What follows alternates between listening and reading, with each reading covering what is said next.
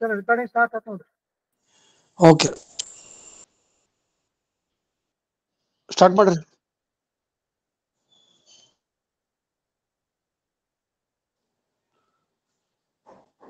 Sudha madam, ಕಾರ್ಯಕ್ರಮ ನಿರ್ವಹಣೆ ಯಾರದ್ರಿ?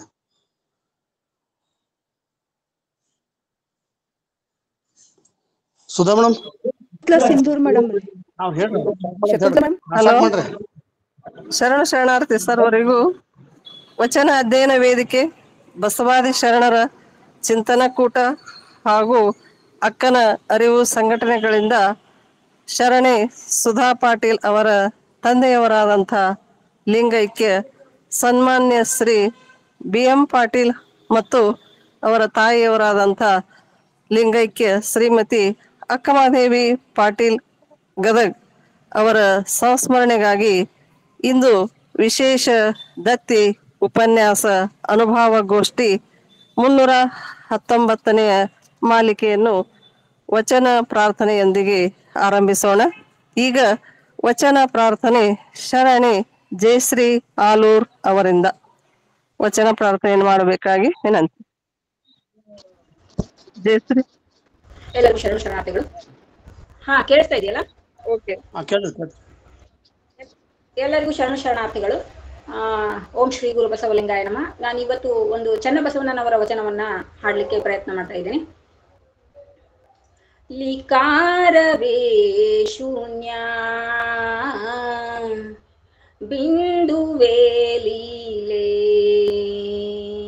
ಲಿಕಾರವೇ ಶೂನ್ಯ ಬಿಂದುವೇ ಲೀಲೆ, ಗಕಾರವೇ ಚಿತ್ತು, ಗಕಾರವೇ ಚಿತ್ತು,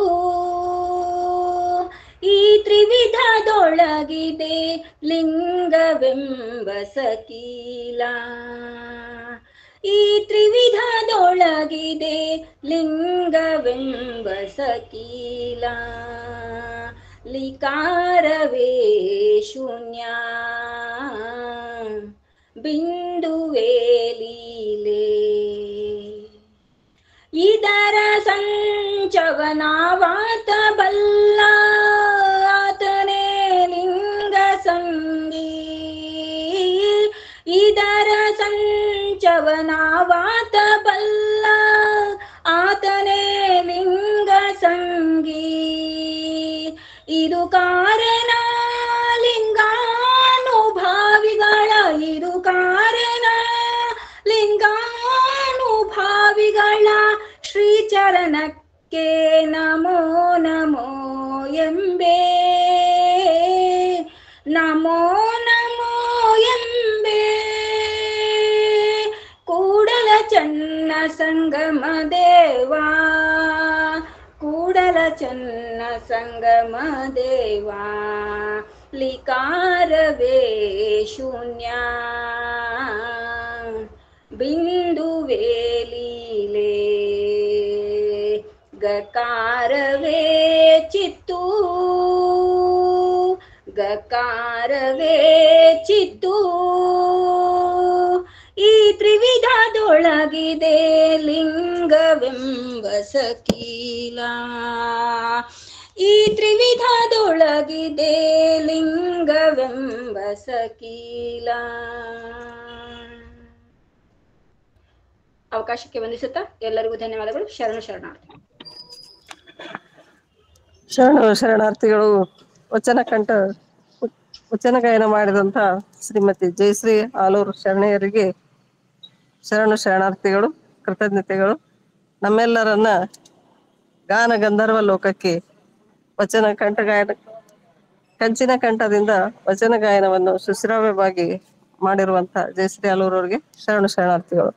ಈಗ ಈ ಶರಣ ಮಾಸದ ಇಂದಿನ ಗೂಗಲ್ ಮೀಟ್ಗೆ ಆಗಮಿಸಿ ಶೋಭೆಯನ್ನುಂಟು ಮಾಡಿರ್ತಕ್ಕಂತಹ ಸರ್ವ ಶರಣೆಯರಿಗೆ ಸ್ವಾಗತವನ್ನ ಬಯಸ್ತಾ ಇದ್ದಾರೆ. ಪ್ರಾಸ್ತಾವಿಕ ನುಡಿಗಳನ್ನ ಆಡೋದಕ್ಕೆ ಆಹ್ವಾನಿಸ್ತಾ ಇದ್ದೇನೆ. ಪರಿಚಯವನ್ನು ಕೂಡ ನಡೆಸಿಕೊಡ್ಬೇಕಂತ ಹೇಳಿ ಶರಣೆ ಶ್ರೀಮತಿ ವಿದ್ಯಾ ಮುಗುದಂ ಅವರಿಗೆ ನಾನು ಕೋರ್ತಾ ಇದ್ದೇನೆ. ವಿದ್ಯಾ ಮುಗುದಂ ಅವರಿಂದ ಸ್ವಾಗತ, ಪ್ರಾಸ್ತಾವಿಕ ಪರಿಚಯ ಆರಂಭಿಸಬೇಕಂತ ಹೇಳಿ ಅವರಲ್ಲಿ ಕೇಳ್ಕೊತಾ ಇದ್ವಿ. ಹಾನ್ರಿ. ಓಂ ಶ್ರೀ ಗುರು ಬಸವಲಿಂಗಾಯ ನಮಃ. ವಚನ ಅಧ್ಯಯನ ವೇದಿಕೆ, ಬಸವಾದಿ ಶರಣರ ಚಿಂತನ ಕೂಟ ಹಾಗೂ ಅಕ್ಕನ ಅರಿವು ಸಂಘಟನೆಗಳಿಂದ ಶರಣೆ ಸುಧಾ ಪಾಟೀಲ್ ಅವರ ತಂದೆಯವರಾದ ಲಿಂಗೈಕ್ಯ ಶ್ರೀ BM ಪಾಟೀಲ್ ಮತ್ತು ತಾಯಿಯವರಾದ ಲಿಂಗೈಕ್ಯ ಶ್ರೀಮತಿ ಅಕ್ಕ ಮಹಾದೇವಿ ಪಾಟೀಲ್ ಗದಗ್ ಅವರ ಹೆಸರಿನಲ್ಲಿ ವಿಶೇಷ ದತ್ತಿ ಉಪನ್ಯಾಸ. ಇವತ್ತಿನದು 319ನೇ ಉಪನ್ಯಾಸ. ದತ್ತಿ ಉಪನ್ಯಾಸ 319ರ ಗೂಗಲ್ ಮೀಟ್ ಕಾರ್ಯಕ್ರಮದಲ್ಲಿ ಉಪಸ್ಥಿತರಿದ್ದ ಎಲ್ಲ ಶರಣೆಯರಿಗೆ ನಾನು ಸ್ವಾಗತವನ್ನು ಕೋರುತ್ತೇನೆ. ನಿಮಗೆಲ್ಲ ಸ್ವಾಗತ ಹಾಗೂ ಅನಂತ ಶರಣಾರ್ಥಿಗಳು. ಇವತ್ತಿನ ವಿಶೇಷ ದತ್ತಿ ಉಪನ್ಯಾಸ ವಿಷಯ ಅಪ್ರತಿಮ ಶರಣ ಆದಯ್ಯ ಇವರ ಕುರಿತು. ಉಪನ್ಯಾಸವನ್ನು ನೀಡಲಿದ್ದಾರೆ ಡಾಕ್ಟರ್ ಶರಣಮ್ಮ ಗೊರೆಬಾಳ್ ಇವರು. ಇವರು ಪ್ರಾಚಾರ್ಯರು, ವಿದ್ಯಾರಣ್ಯ ಪದವಿ ಪೂರ್ವ ಮಹಾವಿದ್ಯಾಲಯ ಧಾರವಾಡ. ಇವರಿಗೆ ವಚನ ಅಧ್ಯಯನ ವೇದಿಕೆ ಹಾಗೂ ಬಸವಾದಿ ಶರಣರ ಚಿಂತನ ಕೂಟ ಮತ್ತು ಅಕ್ಕನ ಅರಿವು ವೇದಿಕೆಯ ಸಂಘಟನೆಗಳ ವತಿಯಿಂದ ಹೃತ್ಪೂರ್ವಕ ಸ್ವಾಗತವನ್ನು ನಾನು ಇವತ್ತು ಈ ವೇದಿಕೆಗೆ ಕೋರುತ್ತೇನೆ. ಈ ಎಲ್ಲ ಸಂಘಟನೆಗಳ ಅಧ್ಯಕ್ಷರಾದ ಡಾಕ್ಟರ್ ಶಶಿಕಾಂತ್ ಪಟ್ಟಣ್ ಸರ್ ಅವರನ್ನು ಕೂಡ ನಾನು ಹೃತ್ಪೂರ್ವಕವಾಗಿ ಸ್ವಾಗತವನ್ನು ಕೋರುತ್ತೇನೆ. ಇವತ್ತಿನ ದತ್ತಿ ಉಪನ್ಯಾಸದ ದಾನಿಗಳಾದಂತಹ ಶ್ರೀಮತಿ ಶರಣೆ ಸುಧಾ ಪಾಟೀಲ್ ಹಾಗೂ ಪರಿವಾರದವರಿಗೆ ವಚನ ಅಧ್ಯಯನ ವೇದಿಕೆ ಮತ್ತು ಬಸವಾದಿ ಶರಣರ ಚಿಂತನ ಕೂಟ ಹಾಗೂ ಅಕ್ಕನ ಅರಿವು ವೇದಿಕೆಯ ವತಿಯಿಂದ ಹೃತ್ಪೂರ್ವಕ ಸ್ವಾಗತವನ್ನು ಅವ್ರಿಗೂ ಕೂಡ ನಾನು ಬಯಸ್ತೇನೆ. ಸ್ವಲ್ಪದರಲ್ಲಿ ಅವ್ರದ್ದು ಪರಿಚಯ ಹೇಳ್ತೀನಿ. ಸುಧಾ ಪಾಟೀಲ್ ಇವರು ಕೊಡುಗೈ ದಾನಿಗಳು. ಇವರು ನಾನಾ ಕಾರ್ಯಕ್ರಮಗಳಿಗೆ ಧನ ಸಹಾಯವನ್ನು ಮಾಡುತ್ತಲೇ ಇರ್ತಾರೆ. ಇವರು ನಾವು ನಮ್ಮವರು ಅಂಕಣದಲ್ಲಿ ಎಲ್ಲ ಸಾಹಿತಿಗಳನ್ನು ಹಾಗೂ ಕಲಾವಿದರನ್ನು ಪರಿಚಯಿಸುವ ಕಾರ್ಯವನ್ನು ಸತತವಾಗಿ ಮಾಡುತ್ತಿದ್ದಾರೆ. ಅದೇ ರೀತಿ ಇಡೀ ಶರಣ ಮಾಸದ ಕಾರ್ಯಕ್ರಮದಲ್ಲಿ ಉಪನ್ಯಾಸಕರ ಪರಿಚಯ ತೆಗೆದುಕೊಳ್ಳೋದು ಅದು ಜವಾಬ್ದಾರಿಯಿಂದ ನಿರ್ವಹಿಸ್ತಾ ಇದ್ದಾರೆ. ಇದು ಮತ್ತು ನಾವು ನಮ್ಮವರು ಅಂಕಣದಲ್ಲಿ ಎಲ್ಲ ಸಾಹಿತಿಗಳನ್ನು ಕಂಡುಹಿಡಿದು ಅವರ ಜೀವನ ಚರಿತ್ರೆ, ಅವರ ಸಾಧನೆಗಳನ್ನು ಬರೆದು ಹಾಕುವುದು ಇದು ದೊಡ್ಡ ಒಂದು ಪರಿಶ್ರಮದ ಕೆಲಸ. ಅದು ಅವರಿಗೆ ಗೊತ್ತು ಯಾವ ರೀತಿ ಮಾಡ್ತಾರೆ ಅನ್ನೋದು. ನಮಗೆಲ್ಲ ಅನಿಸದ ಏನೋ ಬರಿತಾರ್ರಿ ಹಾಕ್ತಾರ್ರಿ ಅಂತ ಹೇಳಿ, ಆದ್ರೆ ಅದ್ರ ಹಿಂದೆ ಇದ್ದ ಜವಾಬ್ದಾರಿ ಬಹಳ ಕಠಿಣದ್ದು. ಅಂಥದ್ದನ್ನ ನಮ್ಮ ಶರಣೆ ಸುಧಾ ಪಾಟೀಲ್ ಅವರು ನಡೆಸ್ಕೊಡ್ತಾ ಇದ್ದಾರೆ ನಮ್ಮ ವೇದಿಕೆ ಪರವಾಗಿ. ಇವರು ಸದಾ ಹಸನ್ಮುಖಿ ಹಾಗೂ ಬಿಚ್ಚು ಮನಸ್ಸಿನವರು ಮತ್ತು ಸದಾ ಕಾರ್ಯತತ್ಪರರು. ಒಂದು ಇಟ್ಟು ಅವರಿಗೆ ಇದಾಗಬಾರ್ದು, ಹಿಂದೆ ಮುಂದೆ ಆಗಬಾರ್ದು. ನಾವು ಇವತ್ತು ಕಾರ್ಯಕ್ರಮ ನಾವು ಮಾಡಾಕತ್ತೇವೆ ಅಂದ್ರೆ ಎಲ್ಲಾರ್ಗು ನೆನಪು ಮಾಡ್ತಾರ ಅವ್ರು. ಇವತ್ತು ನಿಮ್ದು ಸ್ವಾಗತ ಮಾಡೋದೈತ್ರಿ, ಪ್ರಾರ್ಥನಾ ಹಾಡೋದೈತ್ರಿ, ಕಡೆಗೆ ಮೆಸೇಜರೇ ಹಾಕ್ತಾರು, ಫೋನ್ ಮಾಡ್ತಾರು. ಎಲ್ಲಿ ತನಕ ಅಂತಂದ್ರೆ 5 ಗಂಟೆ ತನಕ ಅವ್ರು ನಮ್ಮನ್ನ ಎಚ್ಚರ ಕೊಡ್ತಿರ್ತಾರೆ. ಅಂಥ ಶ್ರೀಮತಿ ಸುಧಾ ಪಾಟೀಲ್ ಅವರು ನಮ್ಮ ವೇದಿಕೆಯ ಸಂಘಟನಾ ಕಾರ್ಯದರ್ಶಿ, ಅತ್ಯಂತ ಹುಮ್ಮಸ್ಸಿನ ಸಂಘಟನಾ ಕಾರ್ಯದರ್ಶಿ ಅಂತ ಹೇಳಿ ನನಗೆ ಸಂತೋಷ ಆಗ್ತದ. ಅವರ ತಂದೆಯವರು ತಾಯಿಯವರ ಕುರಿತಾದ ಇವತ್ತಿನ ಈ ದತ್ತಿ ಉಪನ್ಯಾಸ. ಇವತ್ತಿನ ಕಾರ್ಯಕ್ರಮದ ನಿರ್ವಹಣೆಯನ್ನು ಅತ್ಯಂತ ಅಚ್ಚುಕಟ್ಟಾಗಿ ನಿರ್ವಹಿಸುತ್ತಿರುವ ಶರಣೆ ಶ್ರೀಮತಿ ಪ್ರೊಫೆಸರ್ ಶಕುಂತಲಾ ಸಿಂಧೂರ್ ಅವರಿಗೆ ವಚನ ಅಧ್ಯಯನ ವೇದಿಕೆ, ಬಸವಾದಿ ಶರಣರ ಚಿಂತನ ಕೂಟ, ಅಕ್ಕನ ಅರಿವು ವೇದಿಕೆಯ ವತಿಯಿಂದ ಹೃತ್ಪೂರ್ವಕ ಸ್ವಾಗತವನ್ನು ಕೋರುತ್ತೇನೆ. ಇವತ್ತಿನ ಕಾರ್ಯಕ್ರಮಕ್ಕೆ ಅತ್ಯಂತ ಸುಶ್ರಾವ್ಯವಾಗಿ ವಚನ ಪ್ರಾರ್ಥನೆಗೆ ಎದ್ದ ಶರಣೆ ಜಯಶ್ರೀ ಆಲೂರ್ ಅವರಿಗೆ ಹಾಗೂ ವಚನ ಮಂಗಳ ಮಾಡಲಿರುವ ಶರಣೆ ಶ್ರೀಮತಿ ಭಾಗ್ಯಕೋಟಿ ಇವರಿಗೆ ಹಾಗೂ ಶರಣು ಸಮರ್ಪಣೆಗೈಯುತ್ತಿರುವ ಶರಣೆ ಶ್ರೀಮತಿ ಅನಿತಾ ಕಾರ್ಜನಗಿ ಇವರಿಗೆಲ್ಲ ನಾನು ಬಸವ ಚಿಂತನ ಹಾಗೂ ಅಕ್ಕನ ಅರಿವು ವೇದಿಕೆಗಳಿಂದ ಹೃತ್ಪೂರ್ವಕ ಸ್ವಾಗತವನ್ನು ಕೋರುತ್ತೇನೆ. ಇದೊಂದು ನನಗೆ ಇದೊಂದು ದೊಡ್ಡ ಜವಾಬ್ದಾರಿ ಹಚ್ಚಾರ ಅಂತ ನಾನು ಹೇಳ್ತೇನೆ. ಯಾಕಂತಂದ್ರ ನಾನು ಯಾವಾಗೂ ಮಾತನಾಡೋಳಲ್ಲ. ಎಷ್ಟು ಬೇಕಾ ಅಷ್ಟು ಹಾಡ್ಕೊಡ್ರಿ, ವಚನಗಳು ಕೊಡ್ರಿ, 1 ತಾಸು ಸಹಿತ ನಾವು ಹಾಡ್ಬೋದು, 2 ತಾಸು ಹಾಡ್ಬೋದು. ಆದ್ರೆ ಈ ಮಾತುಗಳನ್ನ ಆಡೋದು ಒಂದು ಸ್ವಲ್ಪ ಕಷ್ಟದ ಕೆಲಸ. ಆದ್ರೂ ಕೂಡ ನಾನು ಪ್ರಯತ್ನ ಮಾಡಿದ್ದೇನೆ. ತಪ್ಪಿದರೆ ಎಲ್ಲರಿಗೆ ಕ್ಷಮೆ ಇರಲಿ ಅಂತ ಕೇಳ್ಕೊಳ್ತಾ, ಈಗ ಪ್ರಾಸ್ತಾವಿಕ ಮಾತುಗಳು. 5-6 ವರ್ಷಗಳ ಹಿಂದೆ ನಾವೆಲ್ಲ ಒಂದು ಭಯಾನಕ ರೋಗ ಕೊರೋನಾದಲ್ಲಿ ಸಾವು ಬದುಕುಗಳ ಅತ್ಯಂತ ಭಯಭೀತಿಯಿಂದ ಕ್ಷಣ ಕ್ಷಣಕ್ಕೂ ಜೀವನವನ್ನು ನಡೆಸುತ್ತಿರುವ ಒಂದು ವಿಷಯಗಳಿಗೆಯಲ್ಲಿ ನಮ್ಮ ಅಕ್ಕನ ಅರಿವು ಸಂಘಟನೆಯ ಅಧ್ಯಕ್ಷರಾದ ಡಾಕ್ಟರ್ ಶಶಿಕಾಂತ್ ಪಟ್ಟಣ್ ಸರ್ ಇವರು ಜನಸಾಮಾನ್ಯರನ್ನು ಬಸವಾದಿ ಶರಣರ ಚಿಂತನೆಯಲ್ಲಿ ತೊಡಗಿಸಿದರೆ ಹೇಗೆ ಈ ಅತ್ಯಂತ ಭೀತಿಯ ಪರಿಸ್ಥಿತಿಯಲ್ಲಿ ಅಂತ ಮನಗೊಂಡು ಆನ್ಲೈನ್ ಗೂಗಲ್ ಮೀಟ್ ಕಾರ್ಯಕ್ರಮ ಮಾಡಿದರೆ ಹೇಗೆ ಎಂದು ಅರಿತು ಅಕ್ಕನರಿವು ಎಂದು ಗೂಗಲ್ ಮೀಟ್ಗೆ ನಾಮಕರಣ ಮಾಡಿ ಪ್ರತಿ ರವಿವಾರ ಮುಂಜಾನೆ 11:25ಕ್ಕೆ ಕಾರ್ಯಕ್ರಮವನ್ನು ಪ್ರಾರಂಭ ಮಾಡಿದರು. ಪ್ರಾರಂಭ ಮಾಡಿ ಒಂದು ತಿಂಗಳಲ್ಲೇ ನನಗೂ ಕೂಡ ಈ ಲಿಂಕ್ದ ಪರಿಚಯವಾಯಿತು. ಪ್ರಾರಂಭದಲ್ಲಿ ಬರೀ ಒಂದು 4-5 ಜನ ಅಂದರೆ ಶರಣರಾದ ರುದ್ರಮೂರ್ತಿ ಪ್ರಭು ಅಣ್ಣನವರು ಹಾಗೂ ಕುಮಾರ್ ರಾಜಣ್ಣ ಅಣ್ಣನವರು, ಹೀಗೆ ಮತ್ತೆ ಬೇರೆ ಎಲ್ಲರೂ ಕೂಡಿಕೊಂಡು ಈ ಸಂಘಟನೆಯನ್ನು ಪ್ರಾರಂಭ ಮಾಡಿದರು. ಪ್ರಥಮದಲ್ಲಿ ಅಂದರೆ ನನಗೆ ಒಂದು ತಿಂಗಳಲ್ಲಿ ನನಗೆ ಗೂಗಲ್ ಮೀಟ್ದ ಪರಿಚಯವಾಯಿತು. ಪಟ್ಟಣ್ ಸರ್ ಇವರು ನನಗೆ ವಚನ ಪ್ರಾರ್ಥನೆ ಮಾಡಲು ವಚನ ಮಂಗಳ ಮಾಡಲು ಅವಕಾಶ ನೀಡಿದರು. ಆಗ ನನ್ನ ಜೊತೆಗೆ ಹೇಳುವುದಂದ್ರೆ ನಮ್ಮ ರುದ್ರಮೂರ್ತಿ ಅಣ್ಣನವರ ಮಗಳಾದ ಪುಟಾಣಿ ಗ್ರೀಷ್ಮಾ ಇವಳು ವಚನ ಪ್ರಾರ್ಥನೆ ಮಾಡಲು ಇರುತ್ತಿದ್ದಳು ನನ್ನ ಜೊತೆಗೆ. ಅವಾಗಿಂದ ಸ್ಟಾರ್ಟ್ ಆಗಿದ್ದಿದ್ದು. ಹೀಗೆ ಪ್ರಾರಂಭವಾದ ಗೂಗಲ್ ಮೀಟ್ ಮುಂದುವರಿಯುತ್ತಾ ಅದು ತನ್ನ ಒಳ್ಳೆಯ ಗುಣಮಟ್ಟದ ಮುಖಾಂತರ ಎಲ್ಲ ಜನ ಸಮುದಾಯವನ್ನು ಆಕರ್ಷಿಸಿತು.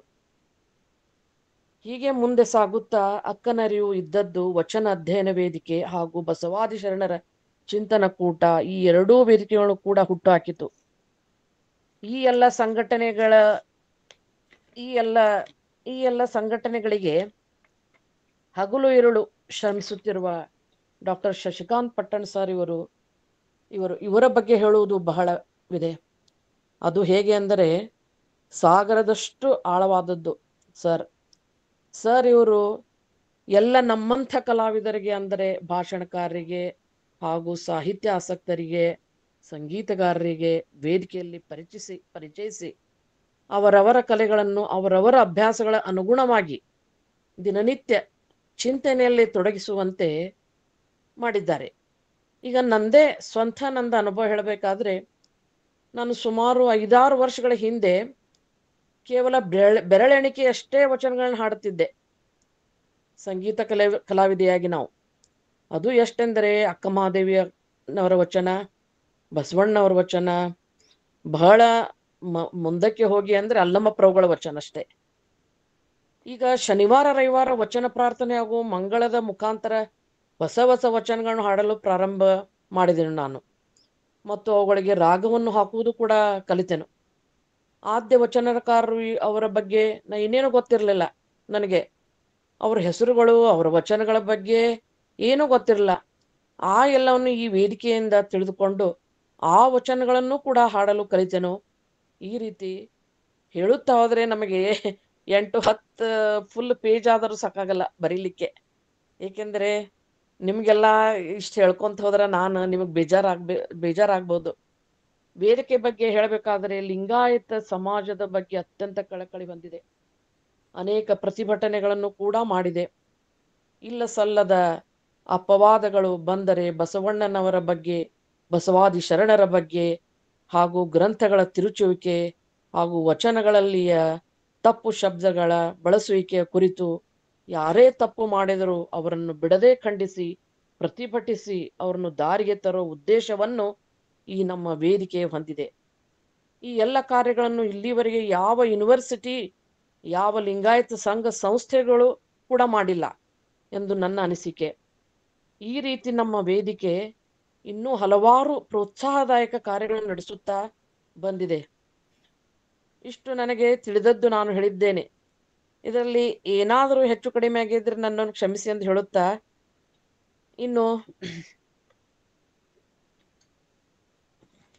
ಇನ್ನು ಪರಿಚಯ ಭಾಷಣ ಅದಕ್ಕಿಂತ ಮೊದಲು ಇನ್ನೊಂದು ಸ್ವಲ್ಪ ಹೇಳ್ತೇನ್ರಿ ಪ್ರಾಸ್ತಾವಿಕ. ಅದು ಹೇಳಿದ್ರೆ ನಾನು ತಪ್ಪು ಎಸಗುತ್ತೇನೆ ಇವತ್ತು ಹೇಳದೇ ಇದ್ರೆ. ಇನ್ನೊಂದು ಹೇಳಬೇಕೆಂದರೆ ಈ ಎಲ್ಲ ಚಟುವಟಿಕೆಗಳ ಜೊತೆಗೆ ಸರ್ ಇವರು ಮರಾಠಿ ಭಾಷೆಯಲ್ಲಿ ಉಪನ್ಯಾಸ ಕಾರ್ಯಕ್ರಮಗಳನ್ನು ಅಕ್ಕನರಿವು ವಚನ ಅಧ್ಯಯನ ವೇದಿಕೆಯ ಮುಖಾಂತರ ನಡೆಸುತ್ತಾ ಬಂದಿದ್ದಾರೆ.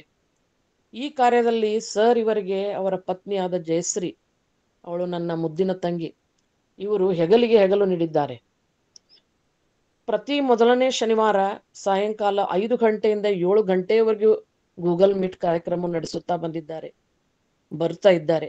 ಆ ಮರಾಠಿ ವೇದಿಕೆ ಮುಖಾಂತರ ನನ್ನಂದು ನಾನು ಇದರಲ್ಲಿ ಯಾಕೆ ಹೇಳ್ಕೊಳ್ತಾ ಇದ್ದೇನೆ ಅಂತಂದ್ರೆ, ಈ ವೇದಿಕೆ ನನ್ನನ್ನು ಬಹಳ ಮುಂದುವರೆಸಿದೆ ಅಂತ ಹೇಳಿಕ್ಕೆ ನಾನು ಇಷ್ಟಪಡ್ತೇನೆ. ಅದಕ್ಕೆ ನನ್ನದೇ ಒಂದು ಪ್ರಾಸ್ತಾವಿಕ ಆಗಿದೆ. ಈಗ ನನ್ನನ್ನು ನಾನೇ ಹೇಳ್ಕೊಳ್ಳೋದು ಮುಖಾಂತರ ನನ್ನನ್ನು ಮತ್ತೆ ವಚನ ಪ್ರಾರ್ಥನೆ ಮಾಡಲು ಪ್ರೋತ್ಸಾಹಿಸಿ ನಾನು ಮರಾಠಿ ವಚನಗಳನ್ನು ಹಾಡಲು ಕಲಿಯುವಂತೆ ಮಾಡಿದ್ದಾರೆ ದಂಪತಿಗಳು ಇಬ್ಬರು. ಅಲ್ಲಿ ನಾನು ಇಲ್ಲಿಯವರೆಗೆ ಪ್ರತಿ ತಿಂಗಳು ಒಂದರಂತೆ ಅನೇಕ ಶರಣರ ಮರಾಠಿ ವಚನಗಳನ್ನು ಟ್ಯೂನ್ ಮಾಡಿಕೊಂಡು ಹಾಡಿದ್ದೇನೆ ಮತ್ತು ಹಾಡುತ್ತಲಿರುವೆ ಕೂಡ. ಇದೊಂದು ಹೊಸ ಪ್ರಯೋಗ ನನಗೆ. ನನ್ನ ಜೀವನದಲ್ಲಿ ಈ ರೀತಿ ವೇದಿಕೆಯ ಬಗ್ಗೆ ಎಷ್ಟು ಹೇಳಿದರೂ ಮುಗಿಯೋಲ್ಲ. ನಾನು ಎಂದೂ ಅಷ್ಟಾಗಿ ನಿರೂಪಣೆ ಕಾರ್ಯವನ್ನು ಮಾಡಿದವಳೇ ಅಲ್ಲ. ಬರೀ ಹಾಡುಗಾರಿಕೆ ನನ್ನದು ಅಂತ ನನ್ನನ್ನು ಕೂಡ ಸರ್ ಇವರು ನಿರೂಪಣೆಗೆ ಹಚ್ಚಿದ್ದಾರೆ.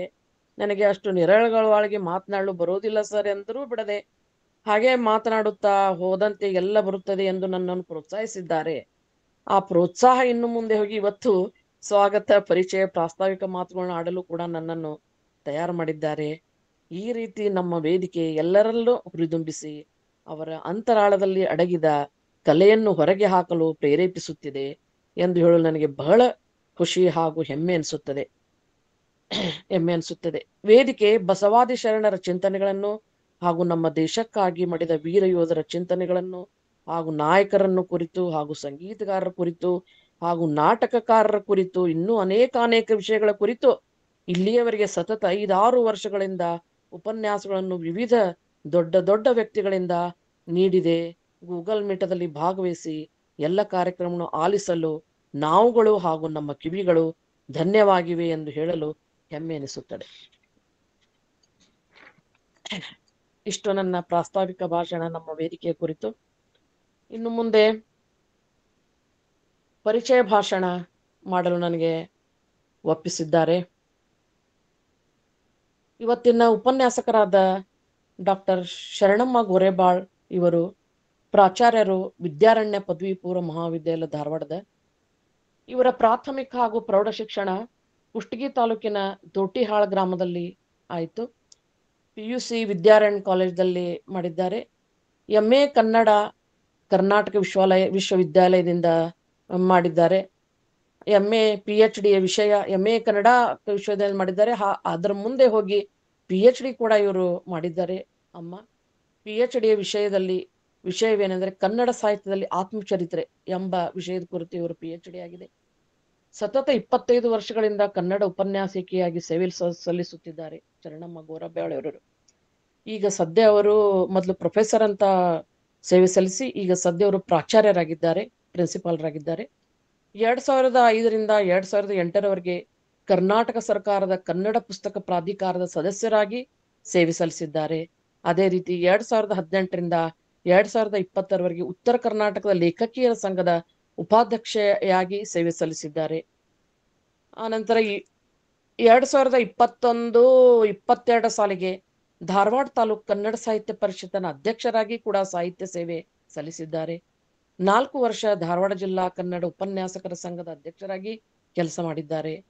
ಕನವರಿಕೆ ಕವನ ಸಂಕಲನ, ಅಂಕುರ ಲೇಖನ ಸಂಗ್ರಹ, ಅಪ್ಪನು ನನಗಿಷ್ಟ ಇದು ಸಂಪಾದಿತ ಕೃತಿ, ಕನ್ನಡ ಸಾಹಿತ್ಯದಲ್ಲಿ ಆತ್ಮಚರಿತ್ರೆ ಪುಸ್ತಕಗಳು ಇವರು ಪ್ರಕಟಗೊಂಡಿವೆ. ಗೋರೂರು ಪ್ರತಿಷ್ಠಾನದ ದೊಡ್ಡ ಪ್ರತಿಷ್ಠಾನವಿದು. ಗೋರೂರು ಪ್ರತಿಷ್ಠಾನದ ಅತ್ತಿಮಬ್ಬೆ ಪ್ರಶಸ್ತಿ, ಚಿತ್ರದುರ್ಗ ಮುರುಘಾ ಮಠದಿಂದ ಶಿಕ್ಷಣ ಪ್ರೇಮಿ ಪ್ರಶಸ್ತಿ, ನವಿಲುಗರಿ ವೇದಿಕೆಯಿಂದ ಶಿಕ್ಷಣ ಸಿಂಧೂರ ಪ್ರಶಸ್ತಿ ಹಾಗೂ ಹುಬ್ಬಳ್ಳಿ ಧಾರವಾಡ ಮಹಾನಗರ ಪಾಲಿಕೆಯಿಂದ ರಾಜ್ಯೋತ್ಸವ ಪ್ರಶಸ್ತಿ ಕೂಡ ನಮ್ಮ ಪ್ರೊಫೆಸರ್ ಶರಣಮ್ಮ ಗೋರೆಬಾಳ್ ಅವರಿಗೆ ಸಂದಿವೆ. ಆಕಾಶವಾಣಿ ಕಾರ್ಯಕ್ರಮದಲ್ಲಿಯೂ ಸಹಿತ ಶರಣಮ್ಮ ಗೋರೆಬಾಳ್ ಇವರು ಭಾಗವಹಿಸಿದ್ದಾರೆ. ಅವರ ಅನೇಕ ಲೇಖನಗಳು ಬೇರೆ ಬೇರೆ ಪುಸ್ತಕದಲ್ಲಿ ಪ್ರಕಟಗೊಂಡಿವೆ, ಹೆಮ್ಮೆಯ ವಿಷಯ. ಸಂಗೀತ ಸಾಹಿತ್ಯ ಇವರ ನೆಚ್ಚಿನ ಕ್ಷೇತ್ರಗಳು. ವಿದ್ಯಾರ್ಥಿ ಇನ್ನೊಂದು ಅತ್ಯಂತ ಮುಖ್ಯವಾದ ಸಂಗತಿ ಅಂದರೆ ವಿದ್ಯಾರ್ಥಿಗಳ ನೆಚ್ಚಿನ ಉಪನ್ಯಾಸಕಿ ಎಂಬುದು ಇವರಿಗೆ ಹೆಮ್ಮೆಯ ವಿಷಯ. ನಮಗೂ ಕೂಡ ಮೇಡಮ್ ಹೆಮ್ಮೆಯ ವಿಷಯ. ನಿಮ್ಮ ಈ ಪರಿಚಯ ಭಾಷಣವನ್ನು ನನಗೆ ಮಾಡಲು ಅವಕಾಶ ಸಿಕ್ಕದ್ದಕ್ಕಾಗಿ ನಿಮಗೆ ನಾನು ಅಭಿನಂದನೆಗಳನ್ನು ತಿಳಿಸ್ತೇನೆ. ಇದು ನನ್ನ ಇವತ್ತಿಗೆ ನನಗೆ ಕೊಟ್ಟಂತ ಪರಿಚಯ ಹಾಗೂ ಪ್ರಾಸ್ತಾವಿಕ ಹಾಗೂ ಸ್ವಾಗತ ಭಾಷಣಗಳನ್ನು ನಾನು ಇಲ್ಲಿಗೆ ಮುಕ್ತಾಯಗೊಳಿಸುತ್ತೇನೆ. ಈ ಅವಕಾಶವನ್ನು ನನಗೆ ದೊಡ್ಡ ಜವಾಬ್ದಾರಿಯ ಈ ಕೆಲಸವನ್ನು ನನಗೆ ವಹಿಸಿದ್ದೀರಿ. ಎಲ್ಲ ವೇದಿಕೆಯ ಸದಸ್ಯರು ನಿಮಗೆಲ್ಲರಿಗೂ ಹಾಗೂ ಅಧ್ಯಕ್ಷರು ನಿಮಗೆಲ್ಲರಿಗೂ ನಾನು ಅನಂತ ಕೋಟಿ ಶರಣಾರ್ಥಿಗಳನ್ನು ತಿಳಿಸ್ತಾ ನನ್ನ ಈ ಕಾರ್ಯವನ್ನು ಇಲ್ಲಿಗೆ ಮುಕ್ತಾಯಗೊಳಿಸುತ್ತೇನೆ. ಧನ್ಯವಾದಗಳು.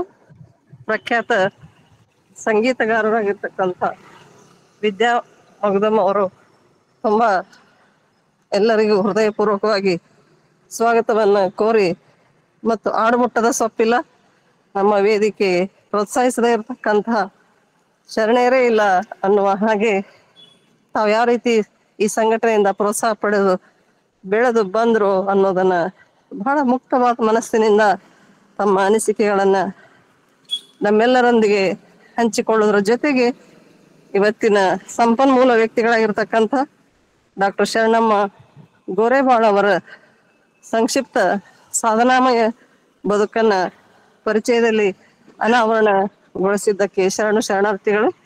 ಈಗ ಇವತ್ತಿನ ವಿಶೇಷ ದತ್ತಿ ಉಪನ್ಯಾಸ ಅನುಭವವನ್ನು ಅಪ್ರತಿಮ ಶರಣ ಆದಯ ಅನ್ನುವಂಥ ವಿಷಯ ಕುರಿತು ಡಾಕ್ಟರ್ ಶರಣಮ್ಮ ಗೋರೆಬಾಳ್, ಪ್ರಾಚಾರ್ಯರು, ವಿದ್ಯಾರಣ್ಯ ಪದವಿ ಪೂರ್ವ ಮಹಾವಿದ್ಯಾಲಯ ಧಾರವಾಡ, ಇವರು ತಮ್ಮ ವಿದ್ವತ್ಪೂರ್ಣವಾದಂತಹ ಅನುಭವವನ್ನ ಆರಂಭಿಸಬೇಕು ಅಂತ ಹೇಳಿ ಅವರಲ್ಲಿ ನಾನು ವಿನಂತಿಸ್ಕೊಳ್ತಾ ಇದ್ದೇನೆ.